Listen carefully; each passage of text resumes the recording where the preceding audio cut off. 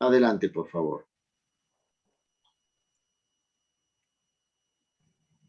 Ya, ahora le comparto.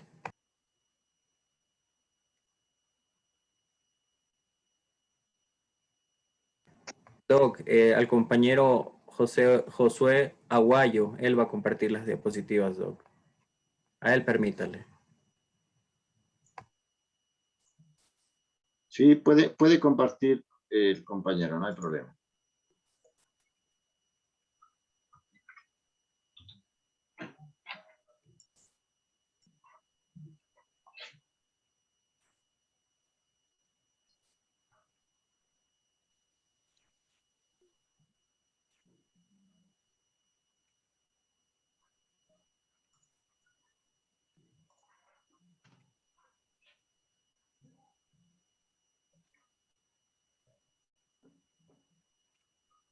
Siga, puede proceder con la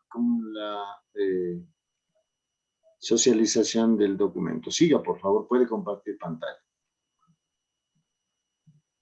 Disculpe, buenas tardes. No me deja compartir pantalla. A ver, está con el permiso.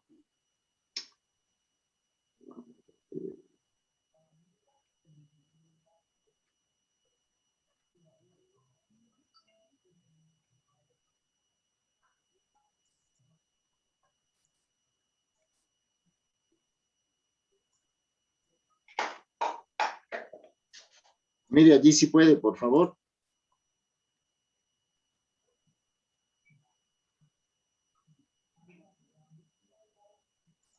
Ok, listo, creo que está. Bueno, ahí estamos. Listo con todos los presentes, como ya nos presentamos anteriormente. En esto de aquí nos vamos a tener lo que es el inicio del módulo 4. Recordemos que este es un curso de capacitación para los promotores comunitarios en lo que vendría a ser salud en tiempos de cuarentena, ya que estamos enfrentando un virus que es el COVID-19.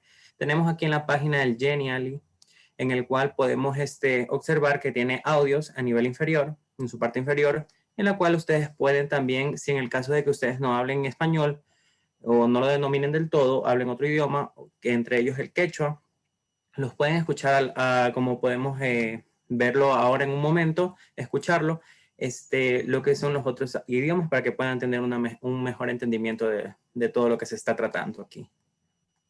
Bienvenidas al curso de capacitación a promotores comunitarios en salud, con énfasis en COVID-19. Esta es una presentación interactiva. En la misma encontrarás botones al lado derecho e izquierdo para poder navegar. De igual manera tenemos los otros como decirles, comandos de voz en los cuales también vamos a encontrar los diferentes idiomas. Se lo puede encontrar en el Genially, o también se le podemos pasar el link, o les podemos compartir también el documento en PDF si en caso gustan, aunque sería mejor el Genially para que estén al tanto. Es gratis y es vía online. Prosigamos.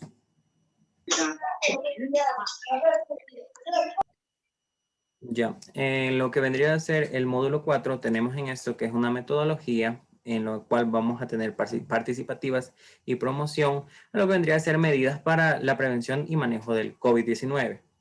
Como lo estábamos recalcando anteriormente, en este módulo vamos a tener la participación y a través también de campañas de información, promover las medidas para así tener una mejor prevención y manejo de este virus, como se lo está dando mediante el Ministerio de Salud Pública, también aprobado por MAIS, en la cual están dando campañas de publicidad, volantes, entre más, también por vía online y por videos ilustrativos mediante las redes sociales. Como podemos tener, más adelante vamos a tener más videos en los cuales vamos a proyectarles, pero en sí tratamos de ver en este módulo lo que es la participación y para de una manera así poder prevenir y manejar el COVID. ¿Cómo lo prevenimos y lo manejamos? A través de la información que se les proporciona a las personas, como nos han indicado el Ministerio de Salud Pública mediante las cadenas presidenciales. Tenemos que el lavado de manos es muy importante, llevar mascarilla, como se lo ha recalcado anteriormente en los otros módulos. También tenemos en este módulo lo importante que es prevenir más que nada haciendo campaña de las medidas de preventivas, valga la redundancia, de lo que vendría a ser para evitar los contagios de COVID, como aglomeraciones en buses o en centros cerrados. También tenemos el uso de doble mascarilla, entre más indicaciones que se les da. El uso del alcohol es siempre y cuando no se encuentre en el lugar, como podría decirse, donde se pueda usted lavar las manos. Recordemos que el uso excesivo de alcohol podría generar una inflamación de los tejidos, entonces dependiendo del grado de alcohol que usted use. Entonces, para esto tenemos también lo que son el lavado de manos, que es mayormente efectivo y elimina 100%, casi 100%, un 99.99%, con lo que vendría un jabón adecuado para manos, para así eliminar los virus y bacterias que se encuentran. Pues, prosigamos. Tenemos el espacio de aprendizaje 1. En este vamos a tener la vigilancia en salud pública y también en lo que es comunitario. ¿Cómo vamos a hacer esto? Prosigamos, por favor. Mediante la vigilancia, en esto es ¿cómo se da la vigilancia? Es epidemiológica, comunitaria. Esta se da a través de 3 pasos. Como podemos ver en el primer paso, tenemos que es la observación sistemática, que registra un análisis e información de los problemas de salud en una comunidad. Dicho esto, podríamos preguntarle al compañero Josué cuáles son nomás los integrantes que podrían ayudar en esto para lo que es para poder brindar información y así analizar lo que es y registrar lo que son los casos de salud en esta comunidad. Bueno, primeramente, buenas tardes con todos.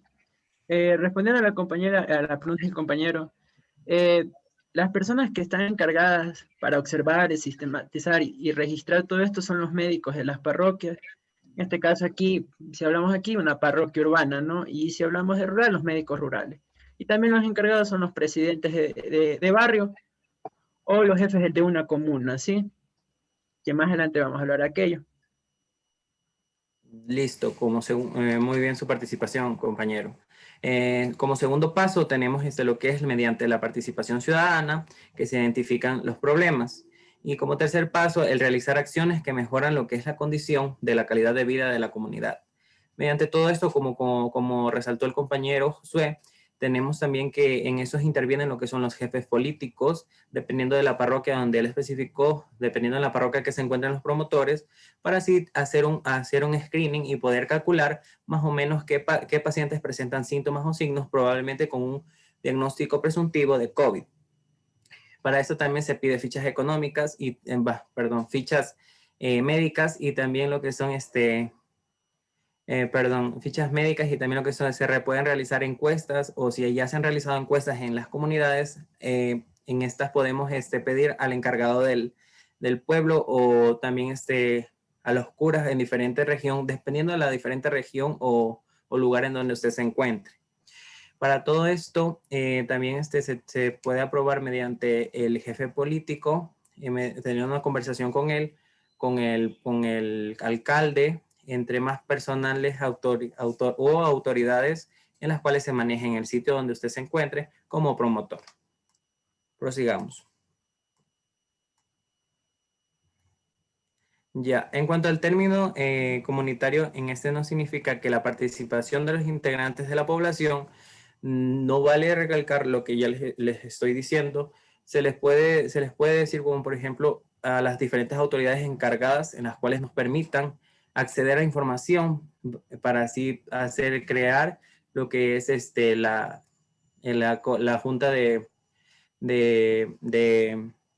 ética y también para poder empezar a contactar a los epidemiólogos y así formar cercos epidemiológicos para poder tratar de controlar la enfermedad y que no se esparza a un nivel alto, como se lo ha pasado y se lo ha estado constantemente, como se lo podría decir, estamos siendo ejemplos de, ya que el Ecuador no tuvo un buen sistema de salud que colapsó rápidamente.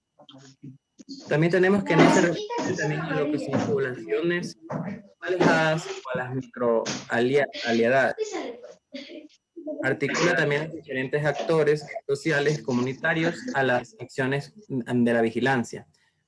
Y también promueve lo que es el autocuidado individual y el colectivo mediante las campañas que se han estado dando a través del Ministerio de Salud Pública, del MAIS, a través de las redes sociales, que ahora es una herramienta muy importante porque todo lo que se sube se viraliza. Entonces, siempre se ha tratado de viralizar lo que vendría a ser el autocuidado, que es lo principal para así poder controlar este virus o tratar de controlarlo. Prosigamos.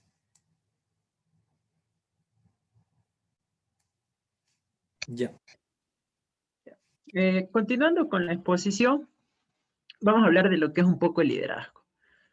No sé si me escuchan bien. Bueno, ya, vamos a hablar de lo que es un poco el liderazgo y cómo convertirse en un líder. Empezando primero desde nuestra casa, pasando por la comunidad y, bueno, los encargados que son, en este caso, que son los médicos barriales, que nos pueden ayudar.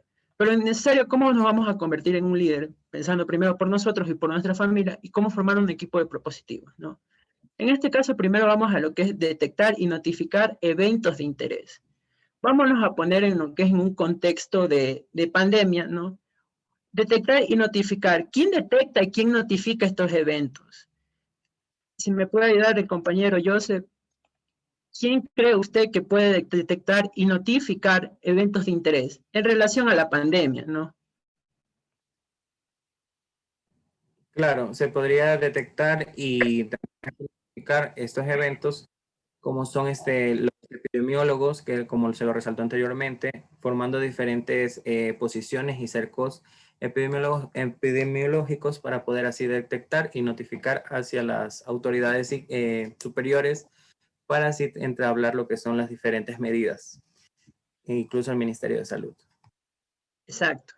Los agentes encargados, epidemiólogos, los médicos mismos de las comunidades son encargados de notificar estos eventos de interés. Analizar, el otro punto a tomar para ser un líder en una comunidad es analizar la información. O sea, lo tomo como ejemplo, analizar la información dentro de mi comunidad, ¿no? Yo, digamos, vivo en la comunidad de Monay y yo sé que como presidente barrial o jefe comunitario, sé analizar la información, decir que tantas personas sufren de enfermedades catastróficas y puedan tener un riesgo de adquirir COVID y que eso se agrave. Hoy en día, los hospitales públicos, como clínicas y hospitales públicos, tanto como privados, están saturados. Les comento por experiencia propia, porque yo estoy realizando mis prácticas, los hospitales están saturados porque no solo existe el COVID, existen las múltiples enfermedades que la verdad necesitan su tratamiento y como el sistema de salud está tan saturado por gente que a lo mejor no hace caso a la información que les brindan o les proporcionan, no hacen caso y llegan pues a los centros de salud en un estado crítico. Entonces, analizar toda esta información no solo depende del médico, sino que también depende del jefe barrial, ¿no? De la persona que está encargada de esa comunidad, puede ser comunidad rural o como una comunidad urbana, ¿no? Que es la que está encargada. Entonces, el siguiente paso a tomar es construir un diagnóstico comunitario dentro de la salud. Entonces, ¿cómo yo construyo un diagnóstico comunitario ya después de haber analizado la información? Ok, sé que tantas personas tienen enfermedades catastróficas, sea hipertensión, diabetes, problemas respiratorios, lo que tengan de base, y sé que esas personas es muy probable que se puedan llegar a complicar. Entonces, yo construyo un diagnóstico y digo, ok, estas personas les voy a llevar más información, no solo a ellas, sino a las personas, al familiar que los rodea. Porque tengamos en cuenta que lastimosamente nuestro grupo prioritario que más se afecta desde el inicio de la pandemia fueron las personas de tercera edad. Pero ahora, por experiencia propia le digo, no solo son las personas de tercera edad, también vienen personas con edades inferiores, menores de 40 años, que necesitan un respirador porque el virus muta, lastimosamente, por cada cientos y cientos de personas el virus pasa mutando y se vuelve más contagioso. Ahora hay que tener mucho más cuidado con esta cepa que es la brasileña, que se ha instaurado aquí dentro hace poco. Entonces, después de haber construido un diagnóstico, vamos a establecer medidas de control. ¿Cómo hacemos esas medidas de control? ¿Cómo establecemos esas medidas de control? con el jefe de la comunidad y junto al médico vamos a decir, ok, vamos a hacer un cerco epidemiológico en tales regiones porque aquí viven tales personas que tienen mucho riesgo de tener, de complicarse si adquieren COVID. Entonces vamos a hacer eso y entonces estamos previniendo no solo a esa región, sino que también estamos previniendo a toda la comunidad a que no nos lleguemos a contagiar. Entonces, ¿cuál es el objetivo de la vigilancia epidemiológica? No solo es decir, ok, yo no me contagio, no hay ningún problema. No, no, el objetivo no hay. No se basa en decir, yo no me contagio, no pasa ningún problema, yo no. Entonces, el objetivo principal es identificar los problemas y las necesidades de las personas. Entonces, ¿cómo hago yo eso? Haciendo grupos, dependiendo de la edad, dependiendo de la etnia y dependiendo de la residencia donde vive. ¿Sí? Dependiendo mucho de eso. ¿Por qué? Porque si yo hago un buen estándar, es decir, de tal edad a tal edad, tengo que decirle, lávese las manos, verá, yo con el oxipulsímetro le enseño cómo se satura, cómo tiene que llamar a su médico, cómo tiene que tomar bien la temperatura, porque todo eso hace el jefe de la comunidad y también lo hace el médico, ¿no? Pero el jefe de la comunidad es el que más está en contacto con estas personas. Claro que ahora mismo hay que tener todas las precauciones y debidas precauciones, pero aún así debemos lo que es implementar un protocolo de prevención para estas personas, para estos grupos de riesgo, para sitios de residencia, porque puede ser que yo viva al lado de un centro geriátrico y yo sin querer voy y dejo algún papel y lastimosamente yo tenía COVID, como soy asintomático, no me pasó nada, pero lastimosamente contagio a la enfermedad, si yo no tengo medidas, precauciones, o no me pongo bien la mascarilla, puedo contagiar a alguien, por supuesto. Y ese grupo etario o ese sitio de residencia se llega a complicar. Y no solo es un problema para el jefe de la comunidad ni para el médico, es un problema de salud grande. Y así, lastimosamente, esto ha ido pasando. ¿Por qué? Porque no teníamos el debido conocimiento ni cómo actuaba el virus, ni cómo iba a repercutir en nuestros cuerpos. Porque es así. Porque lastimosamente que después del virus hay secuelas, como han escuchado. Entonces, todo esto va concatenado. ¿Por qué? Porque bien decía un profesor que nos daba a nosotros que la mejor medicina no es la de fármacos, claro que todavía utilizamos esa, pero la mejor medicina es la preventiva. Entonces, si nosotros prevenimos desde un principio, nuestra comunidad, nuestro grupo, no va a tener ningún problema. ¿Por qué? Porque llevamos un control adecuado, porque nunca nos olvidamos de darle charlas, cómo utilizar la mascarilla, ¿verdad? Si le empieza a faltar aire, yo tengo un oxipulsímetro, aquí está, mire, se calcula así, mire, llámele al doctor. Entonces, todo eso va concatenado, ¿sí? Entonces, el otro paso es identificar y notificar los brotes de epidemia. En tal caso, si ya pasó lo uno y ya identificamos el problema, ya sabemos que tenemos un problema en un cierto sector, en una casa o en varias casas, que tienen COVID. Entonces, tienen ya COVID, entonces, ¿qué vamos a hacer nosotros? Supuestamente, como dicen los protocolos, tienen que aislarse y ponerse en cuarentena. Claro, pero no solo es de aislarse y poner en cuarentena a las personas que están dentro de ese cerco, sino también advertir a la comunidad que por favor tengan un poco de discreción al tener un contacto con ciertas personas que tienen COVID, ¿no? Entonces, decirle, ¿sabe qué? La persona de la casa 6, cuidado, creo que salió positivo el test, se hizo COVID, no tiene tantos síntomas, pero hay que tener cuidado. Entonces, todo eso va concatenado. El médico lo hace, claro, el médico rural, que está en la zona rural, tiene que hacerlo, lo hace el médico de la parroquia, porque lastimosamente el COVID es muy contagioso, tiene una alta contagiosidad, pero también se puede prevenir todo esto, porque ya sabemos cómo actúa, ya sabemos cómo ponernos la mascarilla, porque lastimosamente ya han pasado un año y les comento que todavía, aquí tengo la mascarilla, todavía las personas llegan al hospital así, sin mascarilla, o sea, ya así con la mascarilla. No, doctores, que me ahogo. No, doctores, que no puedo. No, es que yo sufro de asma y me estoy ahogando. O sea, todas esas cosas que a lo mejor sean por falta de información, y para eso estamos en este proyecto, de informar bien a la comunidad cómo se hace un adecuado lavado de manos, cómo se produce, cómo se utiliza bien la mascarilla, hasta cómo se puede utilizar ciertos aparatos médicos como el oxipulsímetro y notificar a su médico. Para eso sirve, ¿no? Entonces, Pasando toda esta identificación de problemas, vamos a facilitar la organización de la comunidad. Entonces, ¿cómo yo facilito? Digamos, como ejemplo, yo vengo y lastimosamente contagio a un ser querido, porque eso es frecuentemente. Lastimosamente, la persona que no sale es la que se contagia más y es la que más repercute. Otras personas salieron por falta de responsabilidad, por falta de información. Lastimosamente es así. El sistema de salud está saturado por el simple hecho que la gente es un poco, disculpe la palabra, necia y no hace caso. ¿Sí? Es un poco necia y no hace caso. Y andan reclamando en los hospitales diciendo, ¿sabe qué? No le dieron la atención adecuada o ¿sabe qué? No pudieron tenerle ni siquiera un oxígeno. El simple hecho porque no llevaron la buena prevención, que los deben dar los jefes de la comunidad, claro.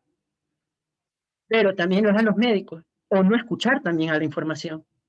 ¿Sí? Eso es cuando se ignora mucho la ciencia. Y más adelante una compañera va a hablar de aquello. Entonces, facilitar y organizar a la comunidad durante la situación de emergencia y un desastre. Entonces vamos a decirle a la comunidad que sabe que cierta persona está contagiada, vamos a facilitarlo. Claro, la vamos a tener en constante vigilancia, llamándole diciendo está bien, está adecuadamente. Eso es el médico, pero también debe ser el jefe de la comunidad. ¿Sí? Eso también debe ser el jefe de la comunidad. Brindarle todo lo necesario y adecuado para que esa persona, aunque no lo crean, cualquier persona que se contagie de COVID no solo es el síntoma respiratorio, también es el síntoma neurológico y también el síntoma psicológico. O sea, todo eso es tener una medicina preventiva. ¿Sí? Entonces, después de esto, promover la educación de salud adecuada. O sea, mejorar a la comunidad, decirle, ¿sabe qué? La vecina de acá se contagió y porque no tuvo las medidas adecuadas, no tuvo la información adecuada, hay que decirle a toda la comunidad, claro que hay que tener un distanciamiento social, para eso se hace estas campañas, se hace vía Zoom, para esto se hace, y decirle, ¿sabe qué? Aquí en la comunidad de Bonai sí hemos tenido coronavirus, pero el doctor ha hecho una buena campaña de prevención, ha ido controlando adecuadamente las tasas, ve a sus pacientes que tienen más riesgo, todo eso, junto al presidente de la parroquia que vaya notificando cada cosa. ¿Sí? Entonces, y un líder no solo se trata de ir al lado del médico y decir, doctor, vea, se contagió la vecina de la casa que queda por la casa 3. No. Entonces, decirle al líder, también decirle y motivarle a la gente de la comunidad a decirle, ¿sabe qué? Esto está muy difícil, esto está muy complicado, porque una pandemia es muy complicada como podemos ver ahora. Que las pandemias no solo existen desde ahora, porque me llegó un chico a decir, es que es la pandemia solo por ahora, ¿qué pandemia? No, las pandemias existían desde mucho antes. Claro que ahora todo es más asequible a tener más información, pero aún así siguen saliendo dudas, como se siguen dando cuenta. Entonces, la participación del líder no solo acaba de estar al lado del médico, sino tiene que decir a toda la comunidad, ¿sabe qué? Vamos a hacer un grupo, vamos a integrar a las personas y a decirle a los familiares de esas personas que tienen riesgo de adquirir COVID y necesitan, a lo mejor lleguen a un respirador, lastimosamente, ¿sabe qué? Vamos a decirle a los familiares, vamos a decirle a la vecina de la persona que tiene COVID, ¿sabe qué? Cuídese, manténgale, ayúdeme a ver cómo está su vecino. O sea, todo eso es una medicina preventiva, ¿sí? Es la medicina que debemos de aplicar y que algunos países lo están aplicando. Países europeos lo aplican. Entonces, vamos a una etapa para la vigilancia comunitaria. Entonces vamos a entrar a lo que es una sensibilización de organización comunitaria. Entonces nos vamos a sensibilizar en el sentido de que, ok, vamos a captar lo que hacemos primero. Ya vimos cómo son los pasos para identificar y para prevenir eso. Entonces tengamos los mismos cuidados. Ahí viene el segundo paso, que es la capacitación y notificación de eventos de interés. Yo no puedo andar a hacer fiestas, yo no puedo hacer fiestas, porque tengo un foco de contagio inmenso. Porque lastimosamente, y discúlpeme que eso sí me molesta, porque siguen haciendo fiestas en épocas de pandemia y no les importa nada. Y lastimosamente son gente de nuestra edad que hace fiestas sin importar el riesgo que tomen. O sea, ellos hacen fiestas contentos, ellos no se contagian, lastimosamente pasan asintomáticos. Pero van a la casa de la abuelita, ¿y qué pasó? Se contagió la abuelita. Después de 7 días, no, la abuelita está desaturando, o sea, le falta el oxígeno y creo que necesita tanque. No, ¿sabes qué? Mi abuelita está entubada. ¿Y culpa de quién fue? ¿De la abuelita porque no salió? No, entonces fue culpa de la persona, que no tuvo la debida precaución, ni siquiera no le informaron o no se supo enterar que su acto de ir a un evento, que ahora están restringidos, entre comillas, fue y pudo contagiar a esa persona. O sea, y así pasa, lastimosamente, no solo en abuelitos, es con padres, es con tíos, personas con enfermedades catastróficas que sufren eso. Lastimosamente ellos no salen. Y usted me va a decir, no, doctor, pero las personas tienen que salir para ir a trabajar, o no, doctor, verá, yo soy ambulante y tengo que salir a trabajar. Yo entiendo, también entiendo aquello. Claro que se debe reactivar la economía, por supuesto, pero todo se debe tener medida de precaución. Utilicemos bien la mascarilla, utilicemos bien un termómetro, desde ahí se empieza desde uno mismo, ¿sí? Un jefe de la comunidad siempre debe decirle, yo voy a estar aquí para apoyarlos, por supuesto, para notificar cualquier cosa al doctor de la parroquia o de la comunidad, para decirles, ok, pero también depende de ustedes, de las personas que ahora me están escuchando, depende mucho de ustedes, de decirle, no, abuelito, sabe que no salga, no, tío, sabe que no salga porque se puede contagiar, o esperemos un ratito más, o necesita algún encargo que yo le haga, yo le hago, tengo las medidas precauciones. Entonces, ahí, indistintamente, estamos haciendo prevención de salud, ¿sí? Entonces, todo eso hay que tener muy bien en la mano y decir, ¿sabe qué? Vivimos en una época muy compleja, que ahora sí, hay una luz al final del túnel por las vacunas, que ya les van a hablar mis compañeros más adelante, pero que la cosa todavía no acaba. La cosa sigue. Lastimosamente es así. Y da pena decirles ahora con el corazón en la mano y decirles, ¿sabe qué? No tengo una cama para su familiar que está en una crisis hipertensiva porque el hospital está saturado. No solo existe COVID, ¿sí? Tengamos bien en cuenta que no solo existe COVID, existen múltiples enfermedades que necesitan atención primaria, necesitan atención a nivel hospitalario y no hay camas. Lastimosamente, me tocó ir a ver hace 2 semanas un chico joven, 30 años, que llegó por síntomas respiratorios. Su emergencia salió coronavirus positivo. Ese chico terminó entubado. O sea, no solo le afecta a las personas mayores de edad o las personas con enfermedades catastróficas, también ya nos está afectando a nosotros, ¿sí? Entonces hay que tener un poco de conciencia. Primero nosotros, claro que los jefes de la comunidad nos van a ayudar, por supuesto, el doctor nos va a ayudar a decir, dar información, cómo es esto, cómo se puede controlar esto, pero mucho también depende de nosotros. Mucho, mucho depende de nosotros. Y el tercer punto a tomar, disculpe que me estoy explayando mucho, es la priorización de acciones para enfrentar los problemas. O sea, tener una operación para enfrentar los problemas. ¿Qué pasa si tengo COVID? ¿Qué hago? No salgo. No salgo. No hago más grande el foco de contagio. No hago más grande el cerco epidemiológico. No voy a ver a mi mamá. No voy a ver a mi papá. Lastimosamente, uno sí hace prácticas porque así requiere la carrera, pero yo también me tengo que aislar de las personas que quiero. Claro que es duro, por supuesto es duro, complicado. Pero ¿qué debo hacer?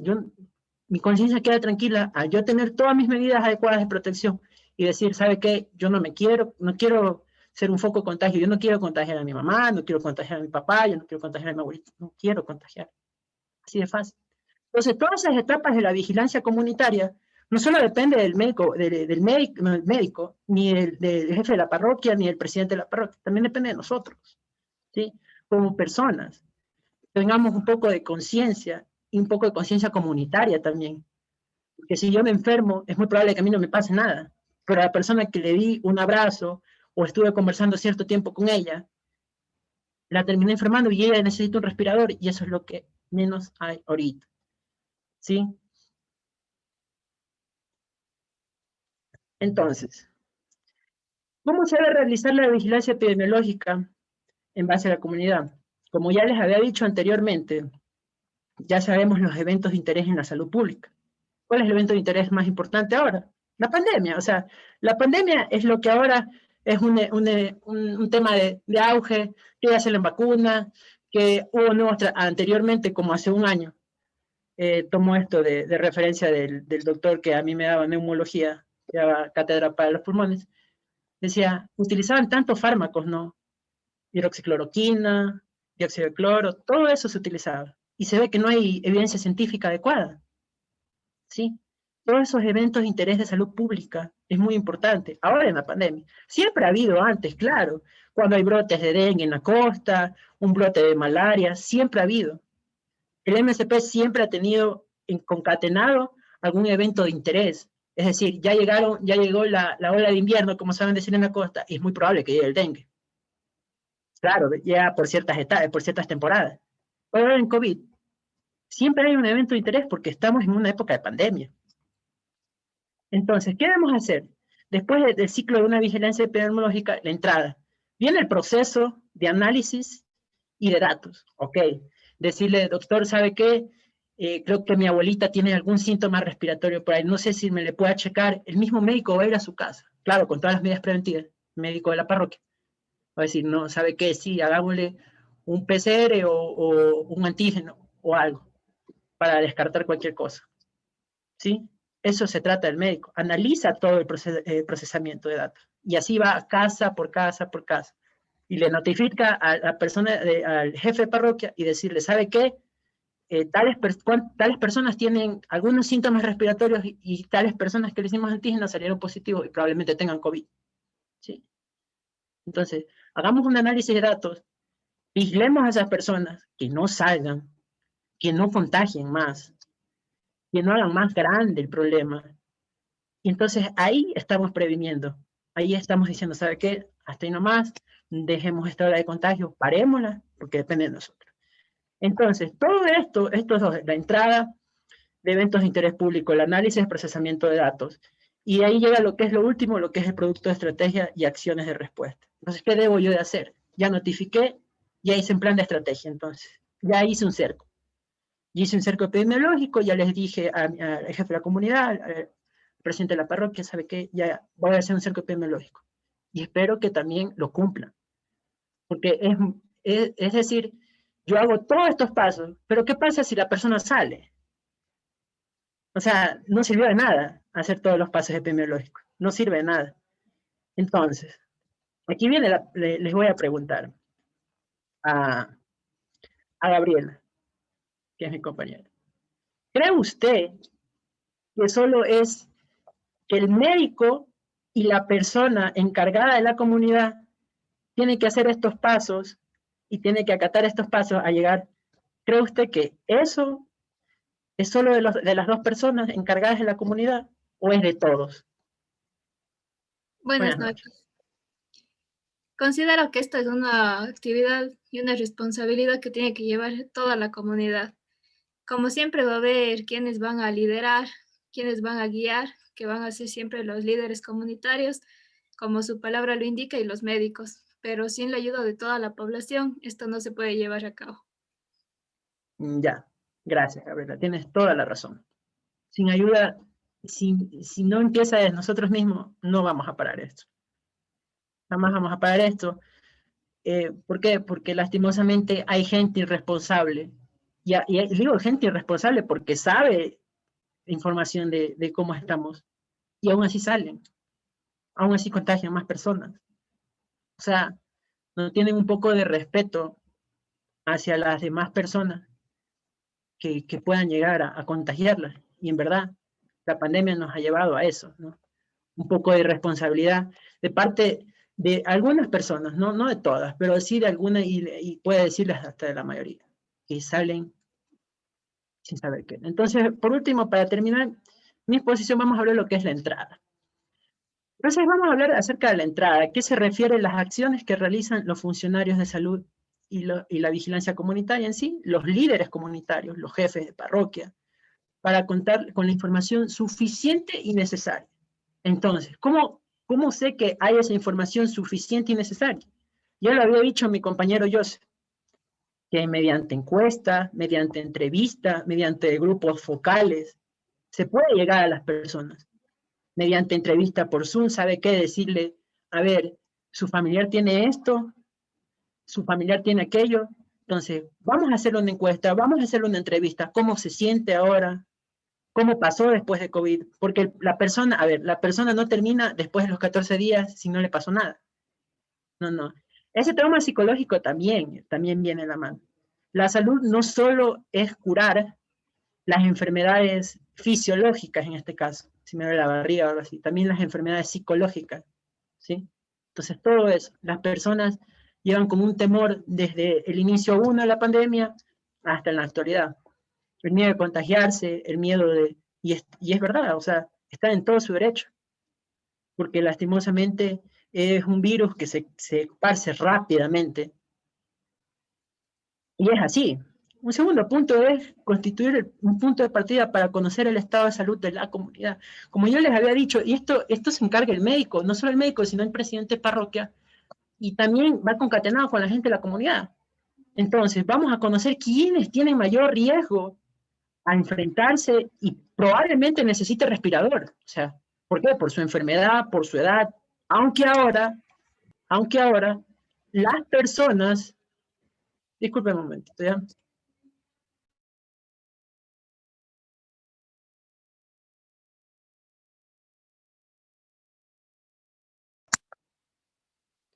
Disculpe, estaba... Entonces, ¿dónde me queda? Ah, ya, desde un punto de partida conocer los estados de la comunidad. Entonces, vamos a hacer desde un punto de partida con el médico, con el jefe de la comunidad, vamos a hacer un punto de partida y determinar los factores de riesgo que ciertas personas van a tener y probablemente necesiten alguna atención mucho más específica, necesiten un respirador, oxígeno, lo que necesiten, ¿no? En ese caso. Es triste volver al pasado me refiero a hace un año, y cómo ver la gente hacía fila para un respirador. Hay otra creciente ola, que la gente igual ahora necesita un respirador, haciendo fila para un tanque de oxígeno. O sea, nadie quiere eso, nadie. Lastimosamente eso nos ha llevado esta bendita pandemia, nos ha tenido así. ¿Por qué? Porque a lo mejor fue falta de información durante las primeras olas, pero ahora sigue. Y tenemos la información adecuada y sabemos que si nosotros prevenimos, si nosotros utilizamos bien la mascarilla, si nosotros utilizamos bien un termómetro, si sabemos que tenemos síntomas respiratorios y vamos al médico, le decimos, doctor, ¿qué te voy a hacer? No salga, ¿sabe qué? Manténgase en su casa, si necesita algo más, llámeme. Para eso está el médico de la comunidad, ¿sí? Para ayudarle. Y no solo el médico, yo sé, recalco, no solo es el médico, es el jefe. Y también las personas o los familiares que están alrededor de esa persona que está contagiada. O sea, todo eso va desde un punto de partida, ¿sí? Hay que tener un poco de conciencia y decir que esto no se acaba. Y por último, para terminar mi exposición, establecer los factores de riesgo en los grupos de la población vulnerable. Ya les había dicho anteriormente, entonces vamos a establecer y decir, yo vivo al lado de un centro geriátrico, yo ni me asomo por ahí, yo no quiero problemas porque sé que esas personas, es muy probable que si yo me contagio y no tenga nada, las vaya a contagiar y eso sí sea una ola de contagio inmensa. ¿Sí? Entonces, a hacer cargo de conciencia, los que sí yo les pido ahora de esta exposición, hagamos cargo de conciencia, no solo el día de la parroquia, no. Claro que él es una gran ayuda junto al médico, pero hagamos cargo de conciencia nosotros. Nosotros como personas que ahora están en la exposición, son 64 personas que me están escuchando, hagamos cargo de conciencia y decir que esto todavía no ha acabado. Hagamos cargo de conciencia y saber afrontar las cosas, leer, informarnos. Este es un medio de información muy, muy crucial. O sea, es importante que nosotros vamos a dar información a la comunidad, como lo estamos dando ahora. Entonces, hacer un cargo de conciencia primero con nosotros mismos. Después sí decirle al jefe de la comunidad, ¿sabes qué? Te puedo ayudar acá, mira, yo tengo contactos para acá y necesitamos. Y entonces, ¿qué vamos a hacer? Una medicina preventiva. ¿Sí? Y vamos a prevenir todo esto lo que nos está pasando ahora, que lastimosamente se nos ha llevado a seres queridos, que lastimosamente nos ha afectado psicológicamente mucho, no solo física, sino psicológicamente mucho, nos afecta cada día más. Claro que ya hay vacunas, pero son pocas, son escasas. ¿Sí? Y hasta que llegue nuestra fecha indicada de vacunación o nos podamos inmunizar, debemos todavía tener las debidas precauciones. Por favor, eso es lo único que yo les pido. ¿Por qué? porque el sector de salud también es humano, ¿sí? Yo veo que mi doctor que es tratante la última vez lloraba por la desesperación, de cómo llegaba la gente y no se controlaba, y no se controlaba, y no se controla. Y está gente en lista de espera por un respirador. O sea, hagamos un poco de conciencia nosotros mismos, empecemos en nosotros mismos, ¿no? Hagamos un poco de conciencia y decir, ¿sabes qué? Yo voy a ayudar diciéndole a la persona de mi comunidad, ¿sabe qué? Colóquese la mascarilla. ¿Sabes? Tiene un poco de temperatura, verá, yo le tomo, o verá, como le indico cómo se tome. O sea, todo eso es medicina. Todo eso es prevenir, ¿sí? Sin más, le dejo a mi compañera para que siga exponiendo. Buenas noches con todos los presentes. A continuación vamos a enfocarnos un poco en cómo es la forma en la que podemos obtener información. La información la hemos clasificado en fuentes primarias y fuentes secundarias. Cuando nosotros estamos hablando de lo que son fuentes primarias, nos estamos refiriendo en el tener contacto directo con las fuentes de información. Es decir, como funcionarios de salud, vigías comunitarios, como líderes, acercarnos a la población y buscar de manera directa en ellos los casos que están presentando. Por ejemplo, tomarles los signos, ver cuáles síntomas están presentando, tener un registro de las personas que se hallan enfermas, asimismo establecer el saneamiento del lugar en qué momento se halla, qué problemas están teniendo. De la misma manera, como hemos nombrado anteriormente, lo que son las visitas domiciliarias, establecer lo que son los grupos focales y las encuestas comunitarias. Es decir, que a las fuentes de información primaria vamos a tener un contacto directo, vamos a buscar en la comunidad la información. Vamos a hablar con ellos en relación a qué problemas están teniendo y la manera en que podemos llegar a resolver esto es inicialmente conociendo de la fuente, es decir, de ellos mismos qué problemas están teniendo y qué dificultades están presentando en el área de la salud. Cuando hablamos en cambio de las fuentes de información secundaria, nos estamos refiriendo a toda la información que ya ha sido tomada previamente, por ejemplo, registros, documentos y archivos que ya han sido guardados. Uno de los ejemplos que tenemos son de las historias clínicas, pacientes que ya han tenido anteriormente lo que son revisiones médicas, cirugías o alguna patología específica. Estas patologías ya se hayan escritas y se hayan guardadas en registros. Entonces, esta información previa nos ayuda a conocer ciertas patologías de los pacientes y cuidados que deben tener. De igual manera tenemos los exámenes de laboratorio, por ejemplo, otro es los registros de nacimiento. Toda esta información se considera secundaria, debido a que son informaciones que se han tomado previamente.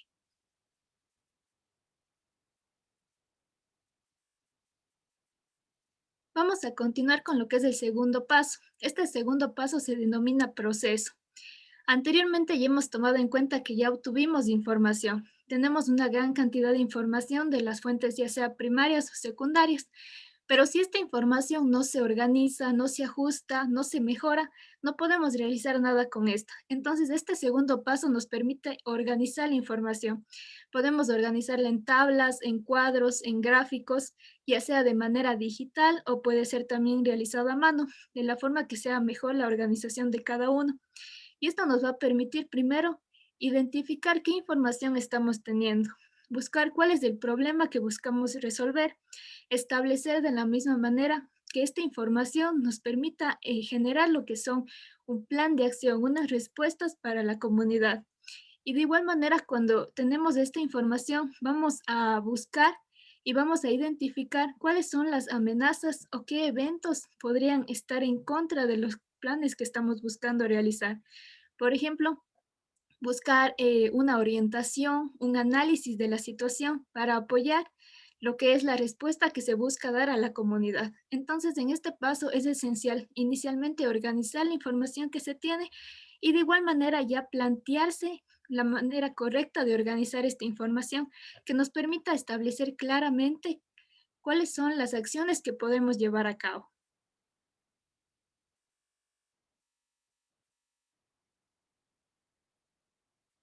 Aquí podemos encontrar que la información debe contar con 3 variables esenciales. La primera de estas variables es el tiempo, la segunda va a ser el lugar y la tercera la persona. Es importante tomar en cuenta en cada una de estas 3 preguntas esenciales a la par. Cuando hablamos del tiempo, hablamos de cuándo ocurrió. Para entender un poco más, de forma más clara esto, podemos utilizar el ejemplo de la pandemia que estamos viviendo. Cuando hablamos de cuándo ocurrió, hablamos que ya hace un año se presentó lo que es en sí notificado por la Organización Mundial de la Salud, la pandemia. ¿En qué lugar? ¿Dónde ocurrió? Vamos a hacernos esta pregunta. En el caso del ejemplo que estamos planteando, vamos a ver que ocurrió en lo que es Wuhan, China. Sin embargo, vamos a encontrar que, dado todas las faltas de controles que hubo inicialmente, se volvió ya lo que es un problema global. Y en tercer lugar, vamos a preguntarnos a quién o a quiénes afecta. Como sabemos, actualmente afecta a toda la población. Inicialmente se tenía un conocimiento de que la cepa que se encontraba en nuestro medio afectaba sobre todo a lo que son los adultos mayores. Sin embargo, ahora tenemos el claro conocimiento de que todos los grupos etarios están en peligro. Como indicaba mi compañero, y como se han establecido en varios hospitales y varios médicos han dado esta información, las personas que están siendo hospitalizadas cursan entre unos 15 a 30 años de edad.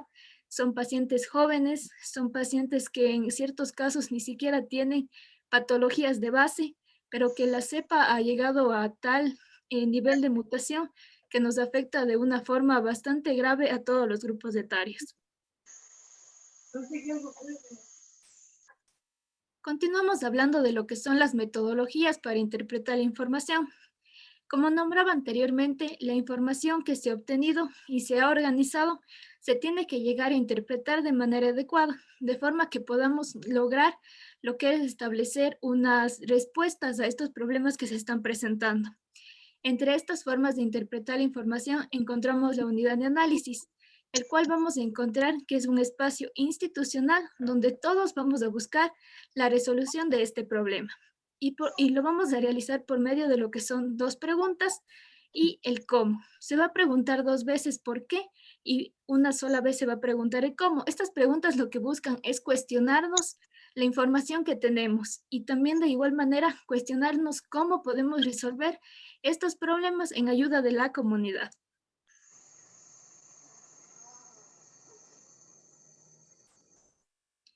Entramos de esta manera en uno de los puntos principales de todo, podría establecer de toda la exposición que les estamos presentando. Debido a que hemos obtenido información, hemos organizado esta información, pero si nosotros no llevamos a cabo lo que es una acción, una respuesta, no vamos a realizar nada con esta información. Va a ser solamente información que se quede en libros, información que se quede en estudios y que no permitan una ayuda real a lo que es la comunidad.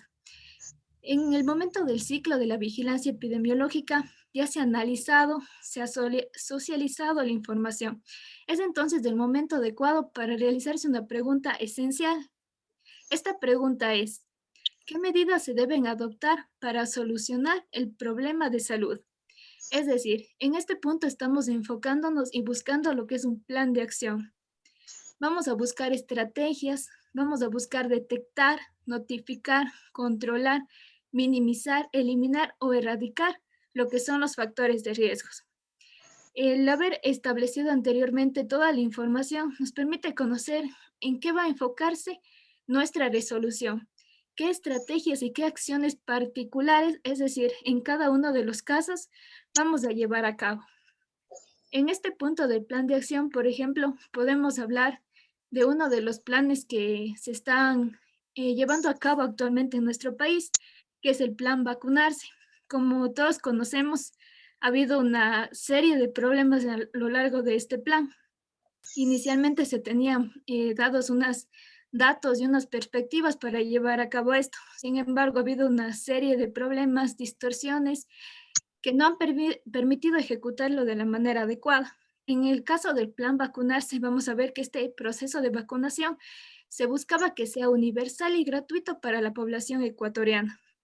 La vacunación iba a tener lo que es una aplicación progresiva, priorizando bajo criterios sanitarios de riesgo, exposición y mortalidad, y de acuerdo también a la disponibilidad de vacunas. El gobierno nacional instaló la capacidad para establecer los puntos de vacunación necesarios y alcanzar el objetivo de inmunizar entre el 60 y 70% de la población ecuatoriana. En este ejemplo vemos que se estableció cuál era el problema que teníamos, que era el que estamos viviendo actualmente, la pandemia del COVID-19. Y se han establecido asimismo lo que es un plan de acción, que es el plan vacunarse, como había indicado, para poder llevar a cabo una solución para esto.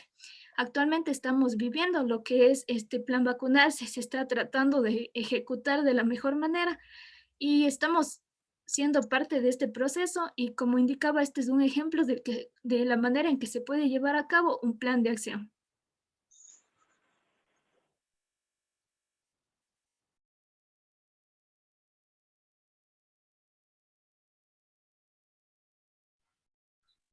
Muy buenas noches con todos los presentes.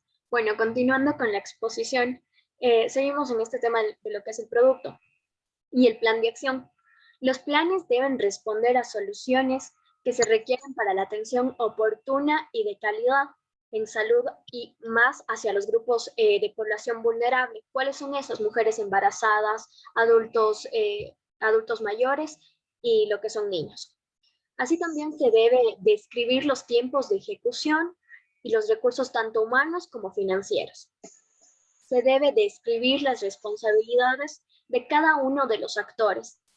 La comunidad debe ser fortalecida como primeros responsables de su autocuidado, el cual inicia en el núcleo familiar y debe extenderse a la comunidad, vereda y municipio. Según un ciclo de vigilancia epidemiológica orientada a preguntas que faciliten la toma adecuada de decisiones. Esto trayendo a una ejemplificación, pues como promotores se debe conocer si los contagios en su comunidad suben. Si este es el caso, pues se debe actuar de una manera rápida para crear un cerco epidemiológico y de esta manera advertir a la gente que ha tenido contacto con los contagiados, pues que se queden en casa y que tomen las precauciones adecuadas. Para actuar de manera rápida, debe existir un plan de acción, como ya lo mencionó mi compañera anteriormente, y también deben existir responsabilidades asignadas para tener una comunicación oportuna con nuestra comunidad. Esto con el objetivo de controlar, minimizar y erradicar la propagación, en este caso de lo que sería el COVID.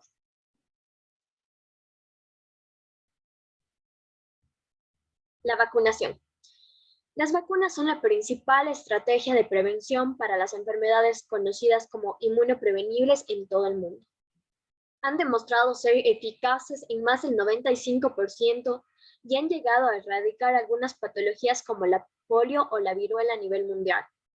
La producción de vacunas conlleva una serie de factores como son los recursos económicos, materiales, al igual que los protocolos para su uso, buscando inocuidad, es decir, que no hagan daño a quienes la reciben.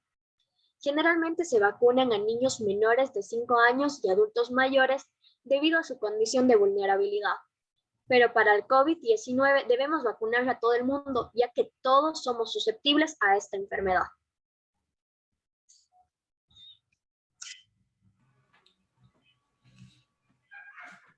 Pues bien, ahora hablaremos de los tipos de vacuna que tenemos contra el virus de la pandemia SARS-CoV-2.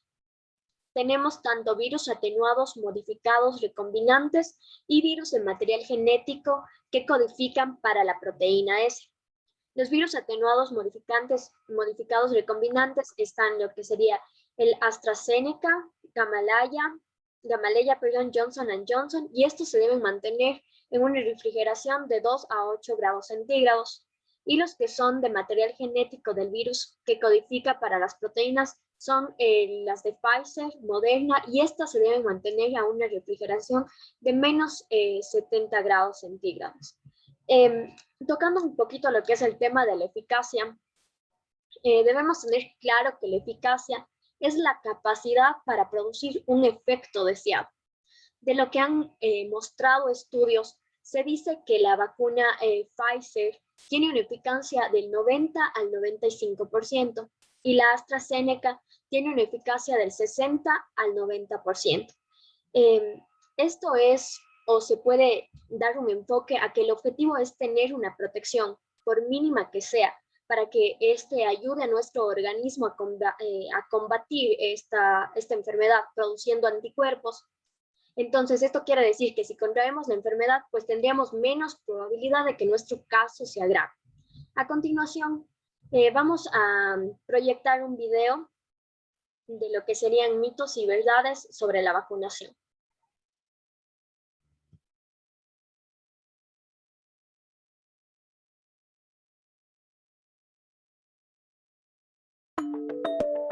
Miedo a las vacunas contra la COVID-19. 7 mitos y verdades. Información falsa compartida en redes sociales hace que el miedo a la vacuna contra el coronavirus crezca en Latinoamérica. El virólogo alemán Felix Drexler ayuda a desbaratar los mitos. 1. La vacuna va a modificar nuestro ADN humano. No está demostrado. Primero hay que diferenciar entre los tipos de vacuna. Las vacunas basadas en tecnología de ácido ribonucleico, ARN mensajero, ni llegan cerca a nuestro ADN, que está dentro del núcleo de nuestras células. Entonces, eso es extremadamente poco probable. No hay ninguna evidencia de riesgos para el ADN humano con alguna de las vacunas desarrolladas.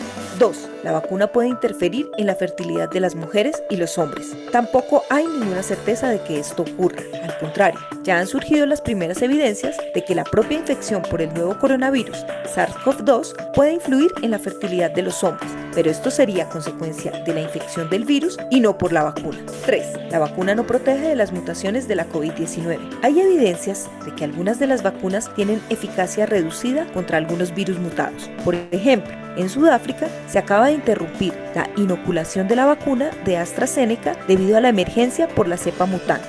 Sin embargo, debemos diferenciar primero que hay vacunas que también han demostrado eficacia frente a las nuevas variantes del virus, como las de ARN mensajero. 4. No se puede confiar en la seguridad y eficacia de las vacunas. Ciertamente, las vacunas se han desarrollado en muy corto tiempo, pero qué suerte que ahora las tengamos. Finalmente, es verdad que al ser vacunas nuevas, no se pueden juzgar las consecuencias a largo plazo, pero no hay evidencia de ningún impacto negativo hasta el momento. Nadie nos puede decir lo que ocurrirá dentro de 10 o 20 años. 5. La vacuna no protege contra el coronavirus. Muchos vacunados se han contagiado y hasta han muerto. Sin generalizar, es cierto que los vacunados se pueden infectar y pueden potencialmente infectar a otros, pero no se enferman gravemente. Los datos que estamos viendo ahora en Israel, donde ya se ha vacunado gran parte de la población, y otros datos que han surgido, indican claramente que los vacunados que se infectaron tienen mucho menos replicación viral que los no vacunados. Es decir, contagian mucho menos. 6. Los efectos secundarios son peligrosos. No, en algunos casos se pueden producir reacciones alérgicas un poco más graves, pero que son manejables con medicamentos. La gran mayoría de los vacunados jóvenes sufren efectos secundarios como los de una gripa leve, un poco de fiebre o dolor corporal. El brazo puede sentirse adolorido durante un día, pero todo eso se puede tratar con un simple analgésico. 7. Si ya superé el coronavirus, no necesito vacunarme. No lo sabemos con certeza, eso todavía está sujeto a estudios. El problema es que uno puede haber sido infectado y haber desarrollado una respuesta inmune muy débil. Probablemente quien ha sido infectado podría recibir, como se está haciendo ahora en Francia, solo una dosis de la vacuna.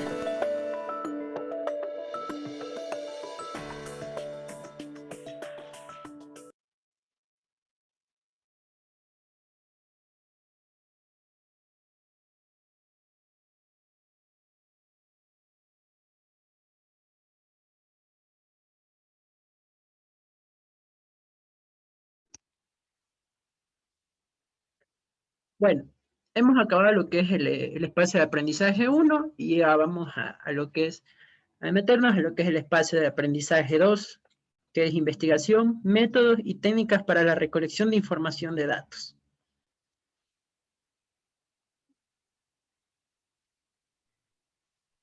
Bien, pues abrimos este tema con esta pregunta. ¿Qué es investigar? Esta pregunta está abierta para todos los participantes. ¿Qué es para ustedes investigar?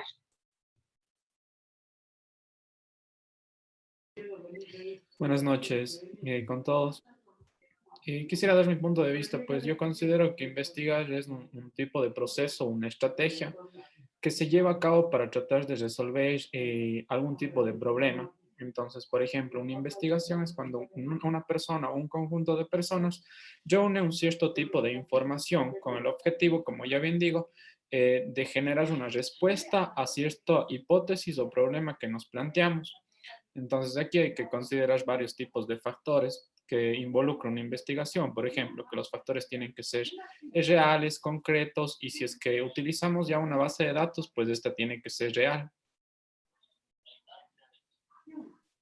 Así es. ¿Alguien más que quiera participar y dar su punto de vista sobre qué es investigar para ustedes?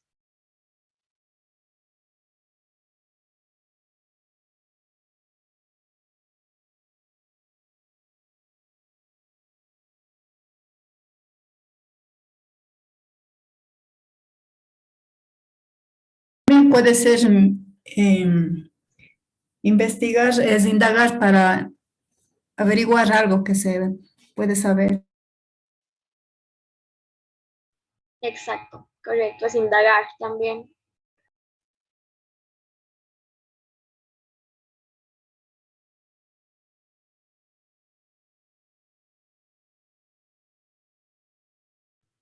¿Alguien más?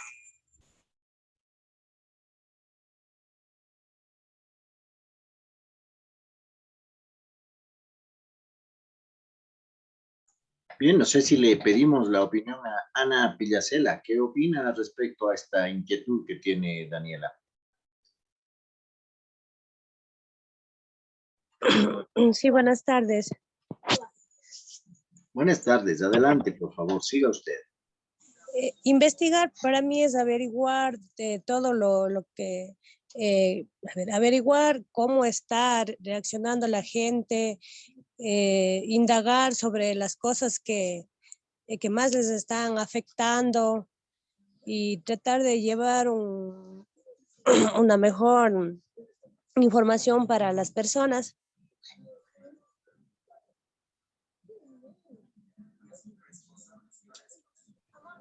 Sí, muy bien. Pues bien, ¿qué nos dice aquí el concepto sobre investigar?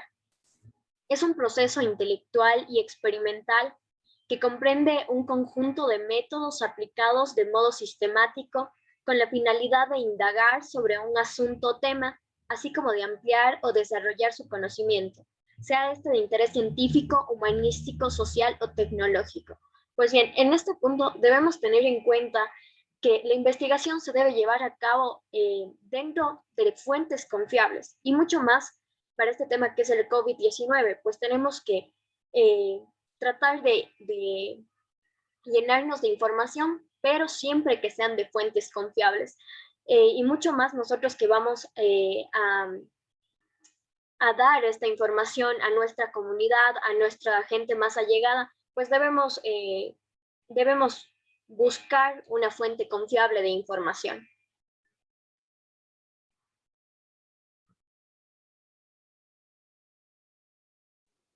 Pues bien, buenas noches a todos. Antes de continuar, quiero hacer una recapacitación acerca del video que vimos anteriormente sobre las vacunas. Creo que es un tema muy importante en el cual debemos indagar y quiero dar inicialmente yo mi punto de vista para que así los participantes y los que pronto serán promotores también puedan dar su opinión al respecto. Como vimos, había mitos y verdades acerca de las vacunas, sobre lo que es bueno, lo que es malo. Creo que la mayoría de nuestros abuelitos se están preguntando si es bueno vacunarse, si es malo vacunarse, porque son las preguntas que tienen, porque ellos desconocen o no tienen idea de cómo va a reaccionar la vacuna dentro de su organismo. Yo pienso que para las vacunas deberemos informarnos antes para poder así realizar, o sea, para poder realizarlas. Entonces, quiero que ustedes me den su punto de vista.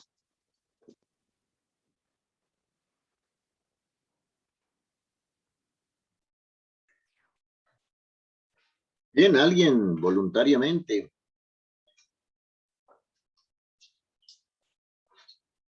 Cristian Palta, ¿qué opinión tienes sobre ese tema? Adelante.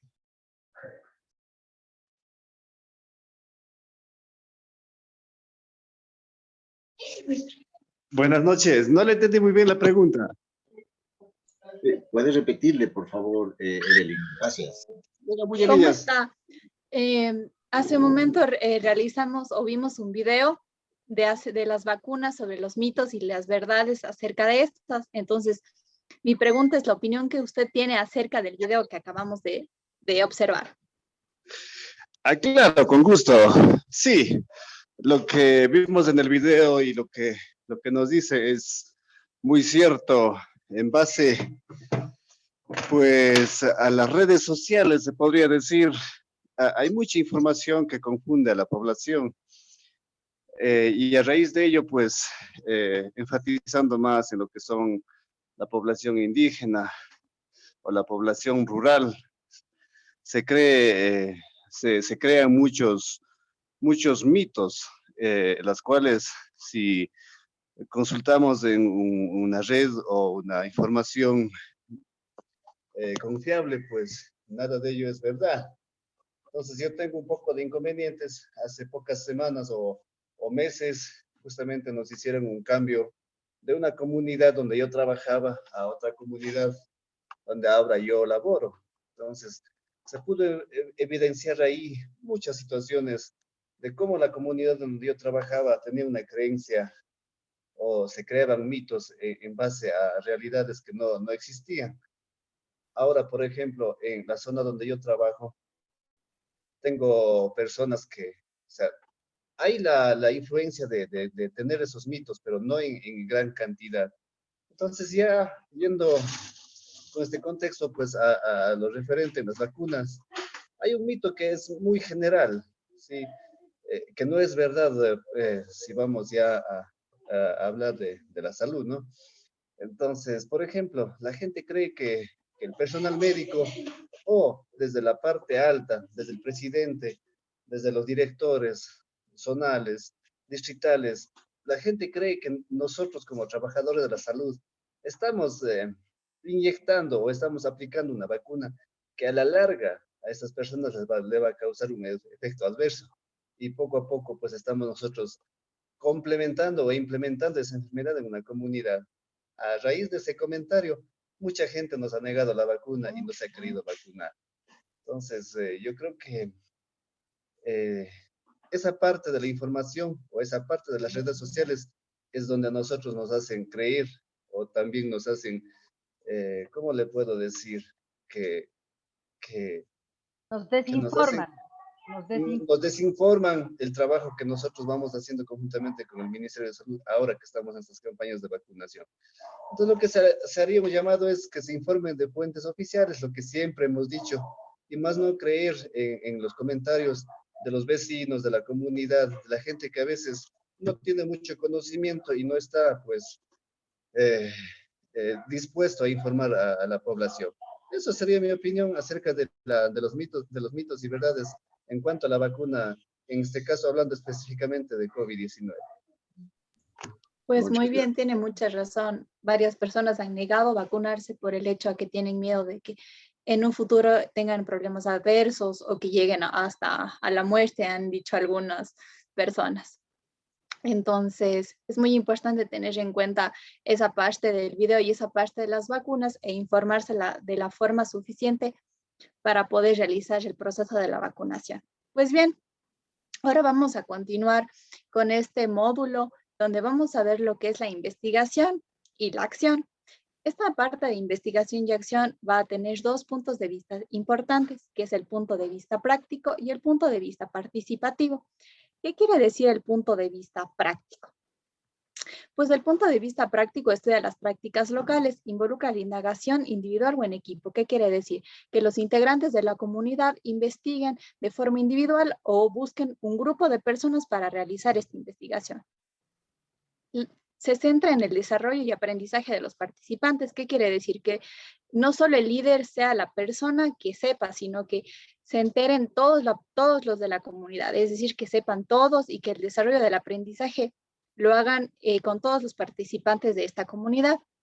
Implementa un plan de acción para resolver el problema o introducir o mejorar un cambio. Es decir, si yo ya veo un problema, ¿qué voy a hacer? No me voy a quedar de brazos cruzados, sino que tengo que generar el cambio, ver cuál fue el problema y modificarlo.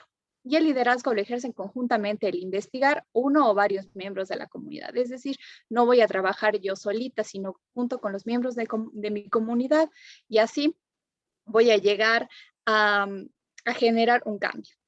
En cuanto a lo participativo, estudia los temas sociales que constituyen las personas de un grupo o de la comunidad. Es decir, voy a buscar en mi comunidad cuál es el problema que yo tengo. En este caso, el problema mundial es el COVID-19, entonces ese sería el problema social o el tema social más fundamental. Resalta la colocación equitativa de todo el grupo o de la comunidad. Se enfoca en el cambio para mejorar el nivel de vida y el desarrollo de los humanos o de los individuos que forman parte de esa comunidad. Y por último, en emancipar a los participantes y al investigar también.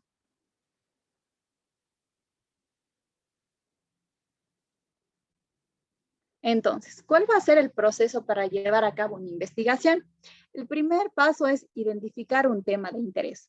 Entonces, voy a poner un ejemplo. El tema de interés actualmente, ¿cuál es? Pues es el COVID-19. Después, ¿qué voy a realizar? Voy a plantear el problema. Entonces, ¿cuál va a ser mi problema dentro de una comunidad? Por ejemplo, voy a decir, ¿por qué se está incrementando el número de casos de COVID-19? Ese es el problema que yo tengo dentro de mi comunidad. Pues después voy a enunciar el contexto y las razones por la cual voy a realizar este estudio. Entonces, voy a dar las razones por el cual va a estar afectando casos de COVID-19, por qué se está incrementando, quizá porque no hay normas de bioseguridad, porque no hay distanciamiento social. Entonces, voy a justificar el por qué voy a realizar mi investigación. Después voy a ver el contexto y la población. ¿Para qué población va a estar enfocada esta investigación? Es decir, para los jóvenes, para los niños, para los adultos mayores. Voy a ver a quién está afectando. Y, por ejemplo, hoy en día, como ya habló mi compañero, está afectando más a jóvenes entre 20 y 35 años. Por último, voy a fijarme en los objetivos. Estos objetivos van a hacer referencia a formas cualitativas y cuantitativas. Cualitativas va a hacer referencia a las cualidades, es decir, si va a afectar más en hombres, si va a afectar más en mujeres. Y las cuantitativas voy a hacer referencia a la cantidad, es decir, el número de casos que está afectando el COVID-19 o el número de personas que se están infectando dentro de mi comunidad.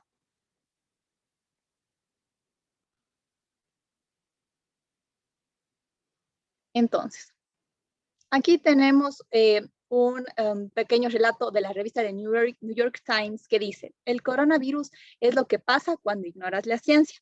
Entonces aquí les voy a pedir su participación y colaboración para que me digan qué piensan de aquella reflexión que se encuentra dentro de esta revista. Voy a nombrar una persona al azar y me dice qué es lo que piensa y posteriormente veremos un video también acerca del COVID-19 y del uso del dióxido de cloro que se estuvo utilizando, valga la redundancia, dentro de la pandemia, dentro de los inicios de la pandemia, pues se creía que esto iba a contrarrestar los efectos del virus o iba a matar al virus. Entonces, por ejemplo, voy a nombrar a Ana Peñafiel Parra para que me diga qué es lo que piensa acerca de este pequeño contexto del coronavirus. Es lo que pasa cuando ignoras la ciencia.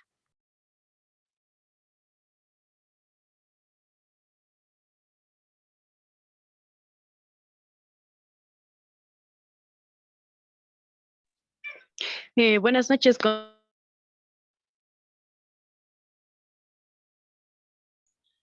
Active su micrófono, está desactivado, Ana Peñafiel.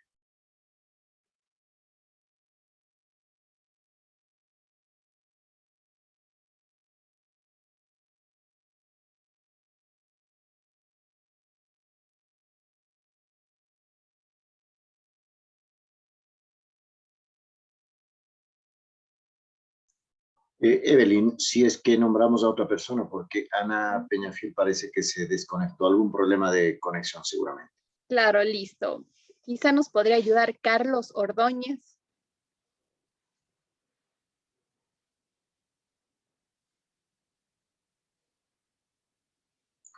Adelante, Carlos, estamos escuchándole.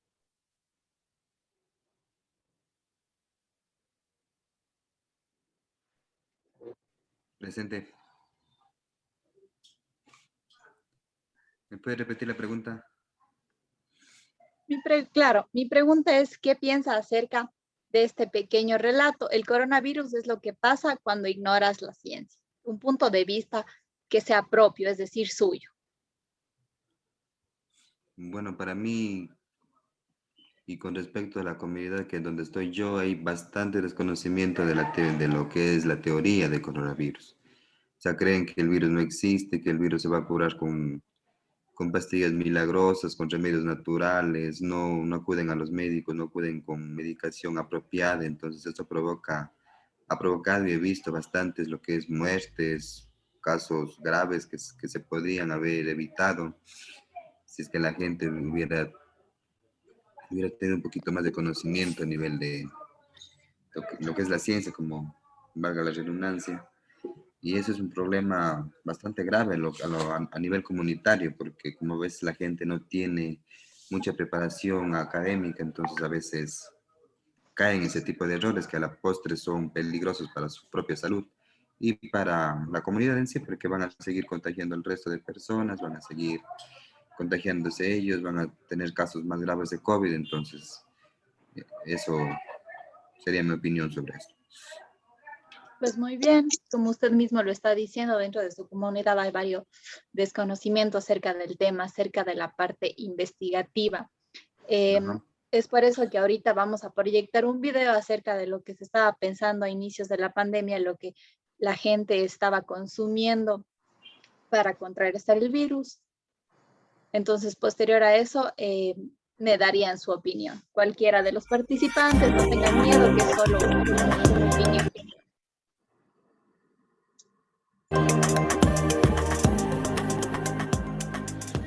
La Organización Panamericana de la Salud advirtió este martes sobre los peligros del uso de productos de dióxido de cloro y sus derivados para ser consumidos o inhalados como supuesto tratamiento contra el COVID-19. Escuchamos a Marcos Espinal, director del Departamento de Enfermedades Infecciosas de la organización. La OPS clara y enfáticamente no recomienda el uso de dióxido de cloro ni sus derivados para ser ingerido, para ser inhalado o cualquier otro uso en humanos. Estos productos se usan para desinfectar superficies inanimadas, no en seres humanos. Espinal explicó que no existe ningún ensayo clínico o resultado fehaciente de calidad que sugiera que estos productos sean efectivos o eficaces contra el COVID-19. Al contrario, es muy tóxico, es un gas rojo amarillento que reacciona químicamente muy fuerte, puede producir muerte, puede producir diarreas, neumonías y otra serie de eventos. Es imperativo que cuando la gente escuche que estos productos se ofertan, contacte a su Ministerio de Salud. Varios despachos de prensa reportan que muchas personas a lo largo de América Latina lo están consumiendo y que es ofrecido como milagroso por algunas compañías o personas. El dióxido de cloro es un gas de color amarillo o rojizo utilizado como blanqueador en la fabricación de papel o en plantas públicas de tratamiento de agua, así como en el proceso de descontaminación de construcciones. El dióxido de cloro y el clorito sódico reaccionan rápidamente en los tejidos humanos y si se ingieren puede causar irritación de la boca, el esófago y el estómago, como un cuadro digestivo irritativo severo, con presencia de náuseas, vómitos y diarreas, además de graves trastornos en la sangre, cardiovasculares y renales. Además, la disminución de la presión arterial puede dar lugar a síntomas graves como complicaciones respiratorias debido a la modificación de la capacidad de la sangre para transportar oxígeno. Se ha habido reportes de intoxicaciones y de situaciones adversas que no queremos. Así que de una vez por todas no debemos utilizar estos productos.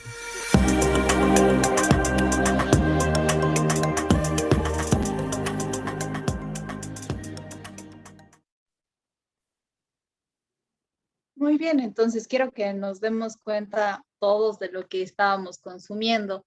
Como mostraron en el video, es un desinfectante que estábamos consumiendo por simple desconocimiento o simple ignorancia, ya que no teníamos el conocimiento de lo que esto va a causar en nuestro organismo. Entonces, quiero ver qué opina el público acerca del video, qué opina acerca del dióxido de cloro, si se sienten identificados, si en su comunidad quizá estaban consumiendo, lo estaban vendiendo.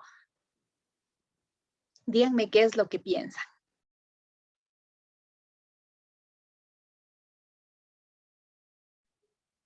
Tal vez Evelyn se le decimos a alguien en especial que nos ayude. Quizás si nos puede decir qué es lo que piensa Janet Tokachi.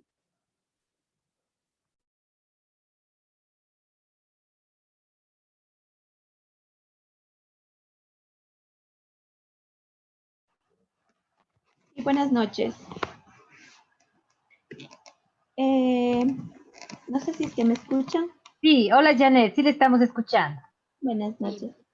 Sí, nosotros también yo trabajo en un centro de salud. He tenido experiencia con pacientes que han dicho que están tratando, que les han tratado, ha habido médicos que les han dado tratamiento con dióxido de cloro.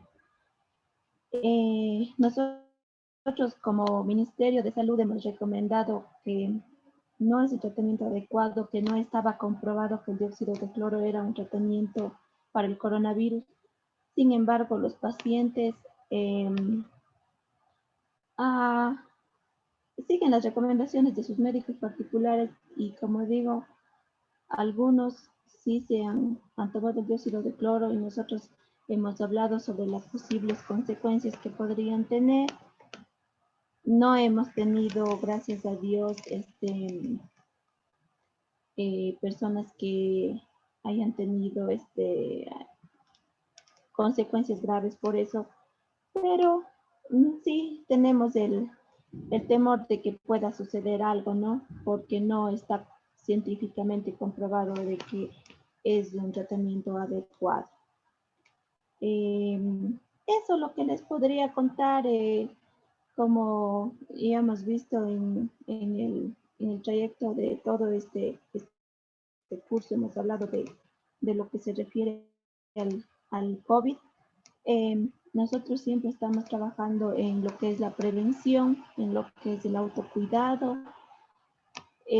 Las personas, pues, hay personas que sí se cuidan bastante, pero en especial los adultos mayores, pero hay jóvenes que todavía no lo toman en serio al virus. Entonces piensan que es una enfermedad cualquiera y que no pasa nada, cuando en realidad no es así. Ahora estamos viendo las consecuencias. Igual hemos tenido personas que han fallecido con COVID y lamentablemente han sido todos adultos mayores. Entonces, sí, o sea, por parte de la población joven se piensa que es una enfermedad que solo afecta a los adultos mayores, pero en realidad no es así. Esperemos que todos podamos hacer conciencia y que nos tenemos que seguir cuidando, ¿no? Claro que ahorita ya estamos vacunándonos, estamos vacunando a los adultos mayores, pero igual hay que seguirnos cuidando. Eso es lo que siempre se les dice a los pacientes. Pues sí, tiene mucha razón, Janet. Hay que seguirnos cuidando, saber que seguimos en pandemia, no tener tantas creencias en cosas que no están científicamente comprobadas, como usted bien lo ha dicho, en este caso como es el dióxido de cloro, porque eso es lo que podría causar la muerte. Entonces, muy bueno su comentario, muchas gracias. Podemos seguir con la presentación. Sí, más que nada, Evelyn, a lo mejor a corto tiempo o enseguida a lo mejor no se presente alguna complicación, ¿no? Y por eso dicen, no me pasó nada. Pero puede ser a futuro o tardíamente se den estas reacciones quizás que ni se dan cuenta que fue por esa la causa. Exactamente. Por eso hay que tener mucho cuidado. Bueno, pues proseguimos con los enfoques de esta investigación. Como ya había mencionado anteriormente, va a haber un enfoque cuantitativo, es decir, voy a ver si afecta más a mujeres, cuantitativo, si va a afectar, a qué cantidad va a afectar, a cuánta población va a causar este daño. Cualitativo, si va a afectar más en hombres y mujeres, y un enfoque mixto en donde voy a mezclar ambos, es decir, afecta más a las mujeres entre 18 a 25 años, y un número determinado que sería la población a la que está afectando, es decir, me afecta a 100 personas de las 200 que tengo. Entonces ahí estoy mezclando lo cuantitativo con lo cualitativo dentro de mi investigación. Sí, más que todo de lo cualitativo podemos ver, o sea, qué perciben, qué es lo que piensan las personas, haciéndoles una entrevista de justamente estas creencias que tienen y todo, y llegar a una conclusión para nosotros poder dar esta intervención en una forma adecuada. Claro que en forma cuantitativa dicen, bueno, son las personas adultas mayores, son las que más se enferman, ¿sí o no? Más las que mueren. Cuando también las que se contagian son más entre los 20 o los 50 años, pero nosotros, o sea, no solamente nos podemos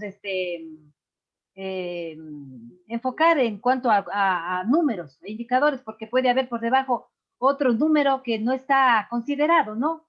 Según lo que sale en los medios de difusión, ¿sí? Vemos en la televisión, en las noticias y todo eso. A lo mejor no es eso. Esas muertes, a lo mejor otras muertes están allí que han sido por COVID y están con otra causa, pero en realidad es diferente. O sea, tenemos por debajo un iceberg, ¿no? En el que arriba solamente vemos una cosa, la punta del iceberg, nada más, y no vemos debajo toda la situación que está sucediendo. Entonces, casi en lo cuantitativo a veces sí se hace y se puede dar un resultado de investigación, pero en lo cualitativo también podemos nosotros ver, o sea, la percepción que tenemos mediante entrevistas, preguntando qué piensan, cuál es el pensamiento que tiene toda la gente sobre lo que es el COVID-19. O si no, utilizar los dos, como nos dice Eve. Exactamente. Entonces, voy a poner un ejemplo para ver las características de estos dos enfoques, que prácticamente solo se diferencian en lo cuantitativo y lo cualitativo, como acabo de decir la doctora.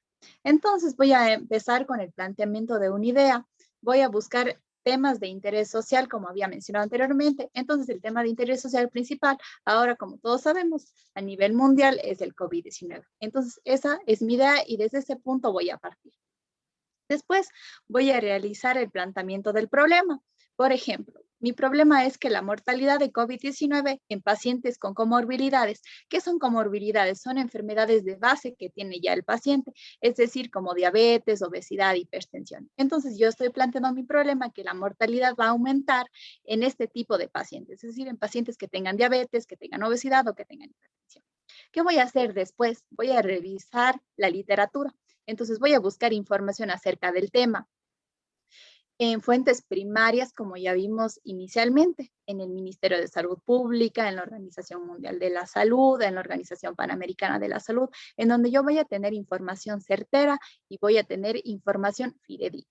Después voy a ver la visualización del alcance de mi investigación, es decir, hasta dónde quiero llegar yo con mi investigación. Si quiero llegar solo a mi comunidad, si quiero yo llegar quizá un poco más allá, llevarla a nivel cantonal, llevarla a nivel provincial, hasta dónde quiero yo llegar con lo que yo investigo. Elaboración de una hipótesis. Entonces, ¿qué es una hipótesis? Voy a elaborar un supuesto, es decir, que en el transcurso de mi investigación, este supuesto va a ser afirmativo o va a ser negativo. Entonces, con el mismo ejemplo que les puse anteriormente, las comorbilidades como son la diabetes, la hipertensión o la obesidad aumentarán. La morbilidad en pacientes con COVID-19, pues esto nos dará las fuentes de investigación, los datos epidemiológicos que yo vaya encontrando en las fuentes en donde investigue. Entonces, luego voy al diseño de la investigación, es decir, cómo la voy a realizar. Después voy a hacer la definición y selección de la muestra. Entonces, según lo que yo investigué, voy a ver a qué población es la que más afecta. Es decir, afecta más a la población femenina o a la población masculina, afecta más a niños, a jóvenes, a adultos mayores. Entonces, dependiendo de eso y de lo que investigué, voy a realizar mi enfoque. Es decir, voy a investigar, yo qué sé, a adultos mayores, entre 65 y 85 años, porque son las personas que más comorbilidades tienen, porque son las personas que en mis investigaciones encontré que tienen mayor morbilidad por tener diabetes, por tener hipertensión. Después voy a recolectar los datos, como su nombre mismo lo dice, recopilar los datos, recoger información para yo poder empezar a investigar, porque si yo no recopilo, si yo no tengo información, si no busco, entonces no voy a poder investigar y no voy a tener un enfoque fidedigno. Luego voy a analizar los datos, es decir, voy a estudiar los datos que tuve. si van a ser buenos, si van a ser malos, si me van a funcionar para mi estudio, si van a ser certeros, si no van a ser certeros. Y luego, por último, voy a elaborar los resultados, es decir, cómo voy a proceder con mi investigación. Voy a buscar una solución a mi investigación.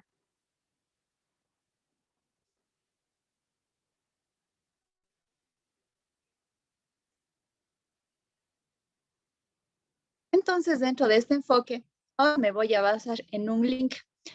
Hoy en día hay varios links que nos pueden permitir o que nos ayudan a ver los síntomas de COVID-19.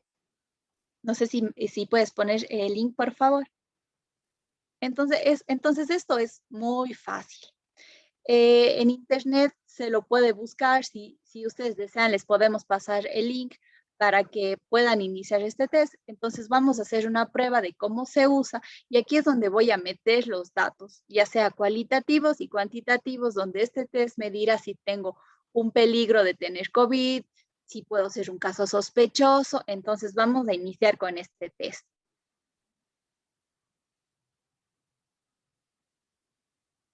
Entonces aquí rápidamente voy a llenar mis datos.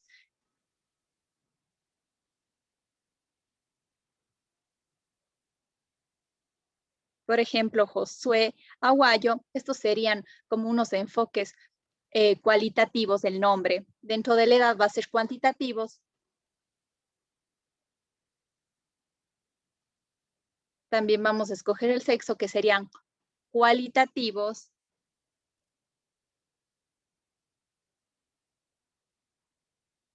Como podemos ver, nos da varias opciones de provincias, de cantones. Ahí en este caso, por ejemplo, Evelyn, podemos sacar, por ejemplo, si hacemos llenar esta misma encuesta, por ejemplo, aquí a todos los que estamos, sí o no, entonces yo puedo sacar una encuesta, como dice usted, una investigación cuantitativa de cuántos hombres y cuántas mujeres son las que contestaron la encuesta. ¿Cuál es la edad promedio de todos nosotros? Exactamente. Son ya datos. ¿Cuántas personas podrían estar en peligro? Sí, esos son datos cuantitativos que podemos decir no. Pero aquí también estos son tipos de encuestas.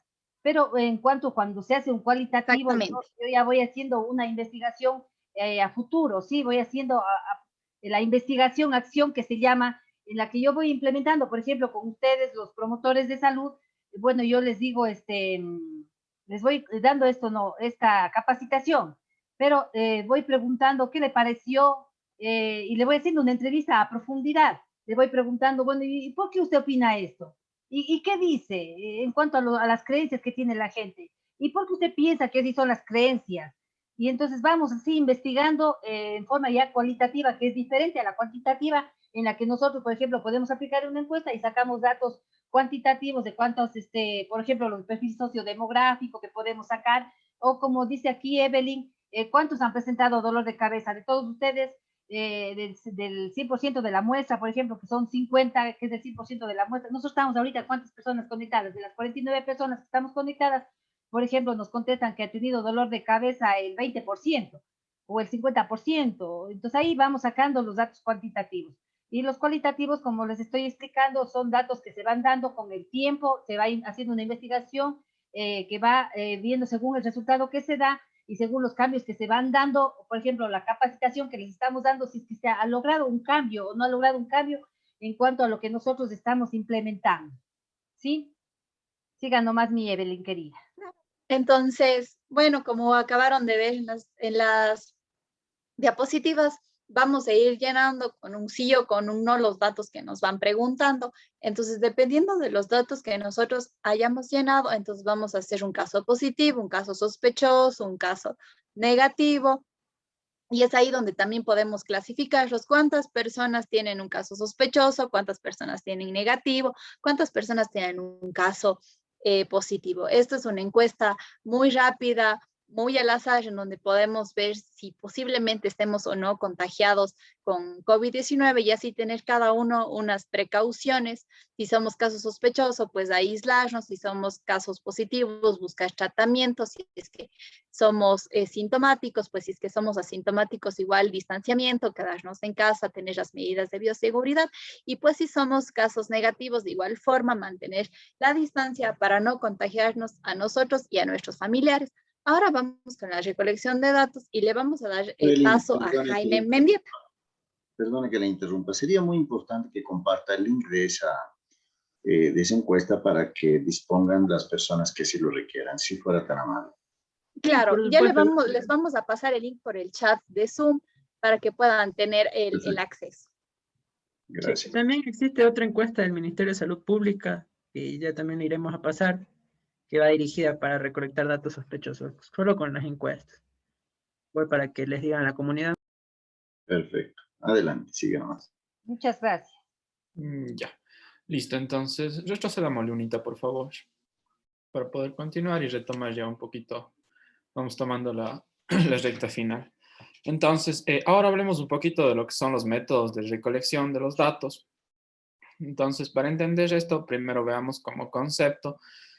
Básicamente es la herramienta o el método que el investigador usa para llegar a obtener información sobre la población que va a estudiar, siendo como objetivo desarrollar la investigación y dar respuestas a esta investigación, ¿sí? Entonces, como ya habíamos mencionado anteriormente un poquito, los métodos básicamente se dividen en dos tipos, que son secundarios y primarios. Los secundarios podríamos decir que relativamente han quedado un poco en el pasado. A lo que hago referencia es que estos métodos se basaban prácticamente en la recopilación de datos que ya estaban escritos, es decir, de análisis o recolecciones que ya se habían hecho anteriormente.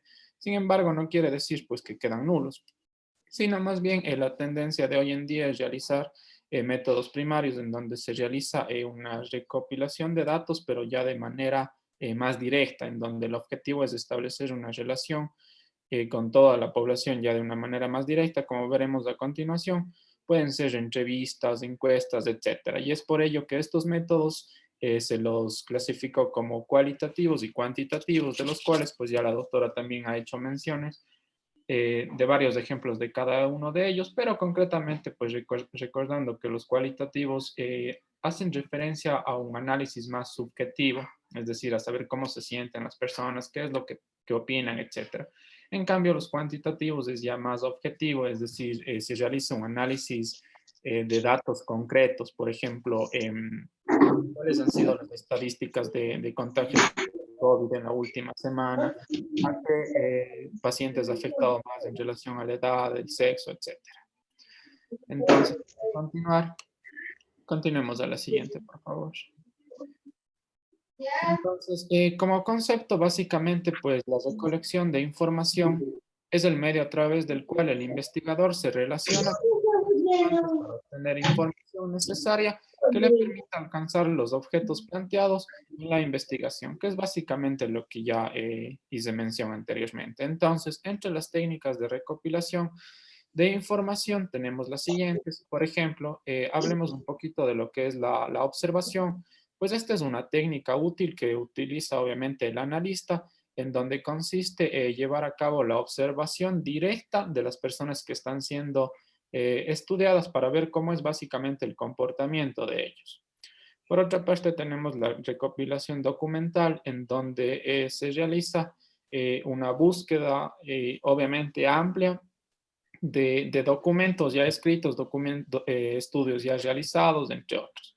Por otra parte, tenemos lo que es la entrevista, pues que la entrevista es una conversación ya un poquito más dirigida con el propósito, tiene un propósito específico. Sin embargo, en este tipo de análisis o de recolección se pueden realizar preguntas abiertas o cerradas, como por ejemplo, ¿qué es lo que usted conoce del COVID? Entonces aquí las respuestas de las personas pueden ser amplias. Por otra parte, tenemos lo que es la encuesta, que es bastante parecida, sin embargo, generalmente son un poquito más cortas y las preguntas son más concretas, como por ejemplo, ¿Usted ha sido contagiado de COVID-19, sí o no? ¿Conoce cuál es el nombre científico del COVID-19, sí o no? Entonces, sigamos, por favor. Ahora, hagamos un poquito mención de lo que son las hipótesis, que como ya vimos en un inicio, ante toda investigación debe existir una hipótesis, es decir, una idea. Entonces, esta idea debe verificarse para ver si es que resulta afirmativa o negativa, es decir, si es que es verdadera o si es que es falsa. Entonces, aquí hemos planteado algunos ejemplos. Por ejemplo, el contagio por COVID-19 en humanos pudo iniciarse a partir del consumo de un mamífero salvaje protegido en vías de extinción y vendido ilegalmente llamado pangolín. No sé si es que tal vez alguien le ubica de manera mental a este animal, que es bastante común en Asia e incluso se consume en algunos mercados asiáticos y es considerado incluso como un alimento muy costoso, una delicia en realidad para ellos. Sin embargo, también se usa para remedios médicos, pero no tiene evidencia científica. Entonces aquí tenemos claramente una hipótesis en donde la clave está en que no cuenta con una evidencia científica. Sin embargo, tiene que ser sometido a prueba para ver si es que el origen del SARS-CoV-2 ha sido o no el pangolín. Más o menos para tener una idea, un pangolín es como un tipo de armadillo que tiene un tipo de cubierta.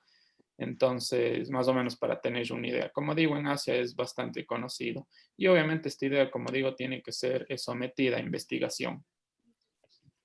Por otra parte, podemos también citar otro ejemplo en donde nos hace mención lo siguiente.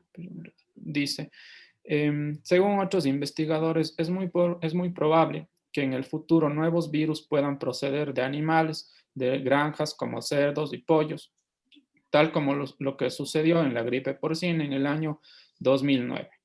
Las condiciones de hacinamiento que se dan en ciertas granjas industriales pueden facilitar la propagación del virus y otras patologías. Entonces, en este caso, esta fue la primera hipótesis que se planteó ante esta pandemia, que también fue denominada una pandemia, actualmente como una endemia, pero sin embargo se llevó a cabo el estudio, los análisis y se comprobó realmente de dónde originaba esta gripe denominada como gripe porcina, que obviamente, como ya conocemos, pues tenía un origen del virus de la influenza.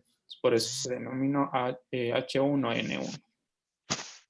Por otra parte, tenemos otro ejemplo de hipótesis en donde nos habla básicamente sobre una fuga de ciertos coronavirus que ya se ha registrado por parte de los laboratorios. Entonces, este es otro tipo de hipótesis en donde se debe comprobar si es que realmente fue así o no fue así. Sin embargo, todo este tipo de análisis que se realizan sobre la investigación toma algún tiempo para ver el resultado, si es verdadero o si es que es falso, como empecé mencionando. Sigámosle, por favor.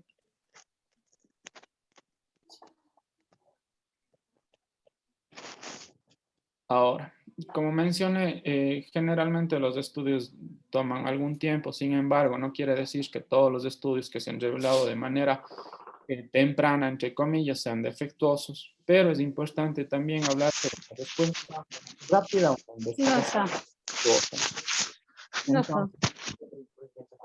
Es importante citar ciertos ejemplos. Por ejemplo, en mayo del 2020 se publicaron algunos documentos, básicamente dos, sobre la seguridad de ciertos medicamentos que se estaban usando en esos tiempos en pacientes COVID.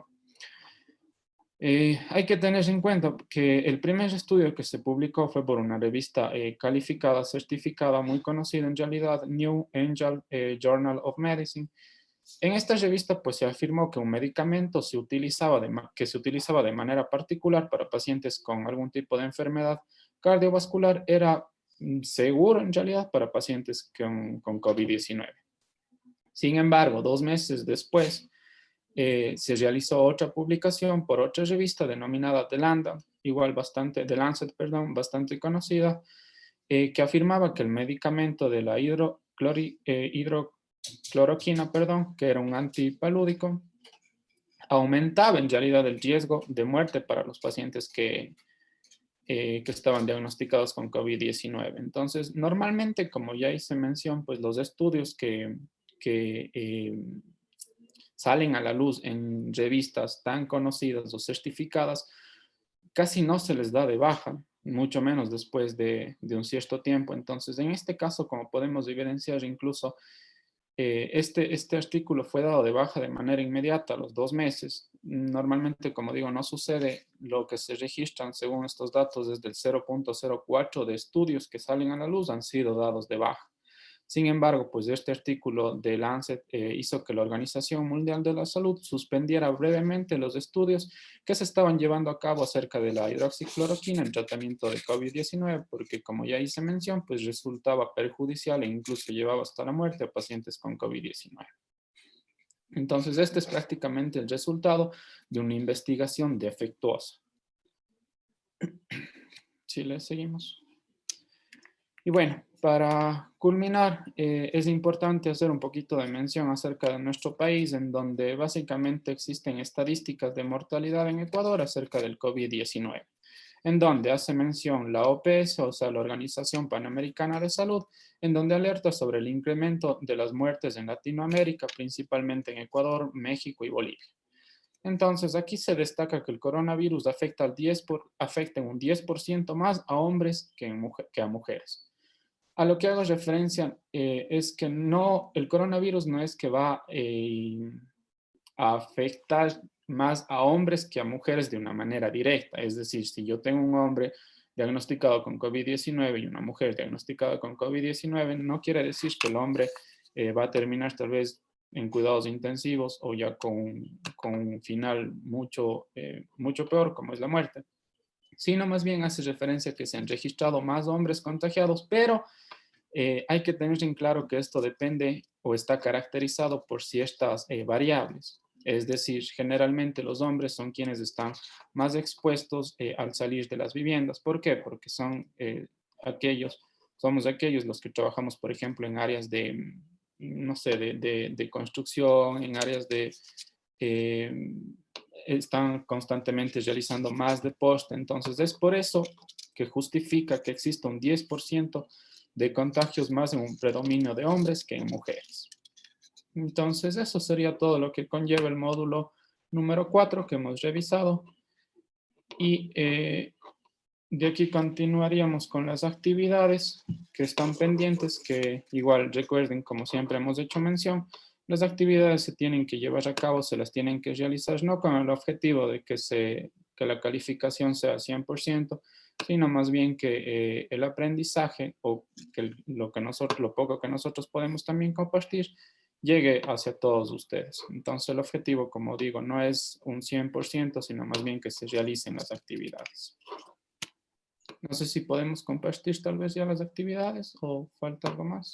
Bien, gracias Evelyn, Gabriela, Daniela, Jos, Jaime, Josué, por sus excelentes aportes. Realmente sus reflexiones, los aportes que han podido compartir han sido muy valiosos. Y a las demás personas, no sé si tenemos alguna inquietud, hay alguna duda respecto a las actividades, a las tareas, las están realizando. ¿Hay alguna dificultad que alguien ha podido presentar hasta el momento? Saben ustedes que tienen un chat al cual pueden acceder cuando así lo requieran, al chat del WhatsApp, si es que tuviesen alguna dificultad.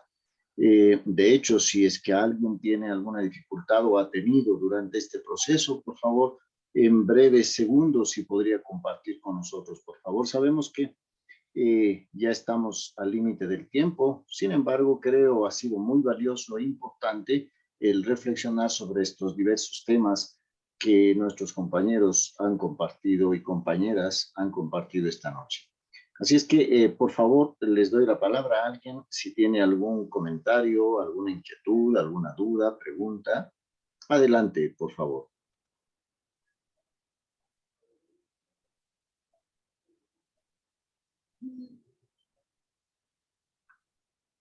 Igual pueden escribir al chat de Zoom, de no tener la posibilidad de activar su micrófono por si acaso. Bueno, si no hay preguntas, ustedes ya saben que tienen que continuar con su proyecto, ¿sí? porque ustedes saben bien que este curso, esta formación de promotores de salud con énfasis en COVID-19 es un aprendizaje basado en proyectos, y justamente este es el resultado que ustedes están dando, ¿no? A pesar de que a veces no puedan asistir a las reuniones sincrónicas, que se les está apoyando, de alguna manera es importante que estén aquí. También se les está haciendo el acompañamiento, aquí están también las compañeras que les están haciendo el acompañamiento, ahora se ha implementado Jaime, todos los compañeros ahora de medicina Matriz Cuenca, que también les pueden ir acompañando y ayudándoles en la elaboración, sí, del proyecto. Ya vamos bajando, ¿no? Ya vamos ya por el cuarto módulo, ya el aprendizaje 1 y 2, que ahora nos socializaron los compañeros, y tenemos para la próxima semana el aprendizaje 3 y 4, ¿sí? Entonces, es muy importante seguirles apoyando y dándoles más ánimos a que sigan adelante, compañeros. Como digo, ayudando a nuestros semejantes para seguir luchando contra esta enfermedad que está hasta este momento diezmando a nuestra población. Cómo seguimos con esta situación, entonces sigamos luchando contra esto. Aquí está la tarea, ¿sí? Si tienen algún problema, por favor, con los estudiantes que les están haciendo el acompañamiento, y estamos a la disposición, pues, para ayudarles en lo que ustedes deseen. Sigan nomás ya para despedirnos entonces, compañeros. Al final sería el cuarto módulo, el que hay que bajarle más abajo, el cuarto módulo de los que tienen ya que realizar. Sí, módulo 3, por favor. 4. Módulo 4, sí. Ya aquí básicamente lo que se realiza pues es, a ver, ¿dónde estamos? Ya. Para la participación comunitaria y vigilancia en salud pública, la recolección de información es un pilar en la construcción de estrategias de prevención frente al COVID-19. A partir de los espacios de aprendizaje de este módulo, proponga 2 técnicas para la recolección de datos que pueda aplicar en su comunidad. Entonces, aquí podemos ver, hemos citado ya algunos ejemplos, ¿sí? Dice, ¿qué técnica ha elegido? Podemos elegir, por ejemplo, una encuesta o una entrevista. Como ya había hecho mención en un inicio, la diferencia es prácticamente el tipo de preguntas que se va a realizar. En una entrevista son preguntas un poquito más abiertas, y en una encuesta son preguntas un poquito ya más limitadas, como un sí, un no, ya etc. son cerradas ya. Exacto. Entonces, a continuación nos pide por qué ha elegido este tipo de técnica. Entonces aquí, con sus propias palabras, nos pueden indicar por qué hemos escogido esta herramienta. Aquí podemos ver igual un ejemplo. Y finalmente, cómo le aplicaría con los conocimientos que nosotros hemos compartido con ustedes. Igual, con sus propias palabras, nos ayudan solamente detallando cómo se podría aplicar este tipo de herramienta. Y finalmente, colocando lo que son evidencias, si es que en algún momento pueden hacerlo, sería lo ideal. No sé si tienen alguna otra pregunta, tal vez. Ya. Yo creo, doctor Marcelo, que entonces ya damos por terminado. Igual se les va a seguir haciendo el acompañamiento y ya no les quitamos más tiempo a nuestros queridos promotores. Y que Dios les Sí, bendiga. efectivamente, les decía al inicio de esta sesión de acompañamiento, pues estamos en la recta final. Prácticamente estamos a un paso y medio de alcanzar la meta entre todos, y seguro que todos sus esfuerzos tendrán el gran mérito de haber apoyado y ayudado a muchas personas a salvar su vida, a estar mejor, a evitar el contagio. Así es que mucho más ahora que vemos que la situación se ha vuelto mucho más delicada, un poco más grave. Así es que más aún en estos días debemos poner mucho más énfasis en compartir la información que vamos incorporando a lo largo de este proceso. Así es que a cuidarnos, a cuidar a las personas que nos rodean y a seguir adelante. Gracias, chicas y chicos, por su aporte en esta noche, y continuaremos en la próxima semana con una nueva reunión de acompañamiento. A todos y a todas, gracias, buenas noches, que les vaya bien. A cuidarse mucho. Buenas noches. Gracias por su tiempo. Muchas gracias, hasta luego. Te ayudamos, Buenas noches. Gracias. Muchísimas gracias, que tengan una linda noche. Buenas noches, gracias.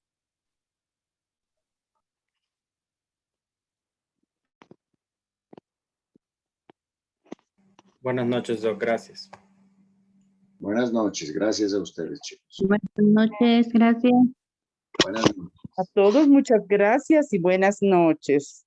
Gracias, y a cuidarnos Teresa. todos. Sí, por favor, y muchísimo. Gracias, Teresa. Muchas gracias. Buenas A noches. ustedes también. Y ahora que estoy en Quito, atenta a todo lo que viene para obligar o ayudar a que la gente sea más, esté más obediente de las medidas que ha tomado el gobierno para salvaguardar las vidas de la población. Entonces, estoy viendo y sabiendo que este curso ayudará mucho para que en la comunidad los líderes puedan hacer esta tarea de concientizar y ayudar a seguir las medidas de seguridad. Un abrazo grande. Buenas noches. Gracias. Muchas gracias, Teresa. Esperemos todos cuidarnos y muchísimo. Gracias. Buenas noches. Buenas noches.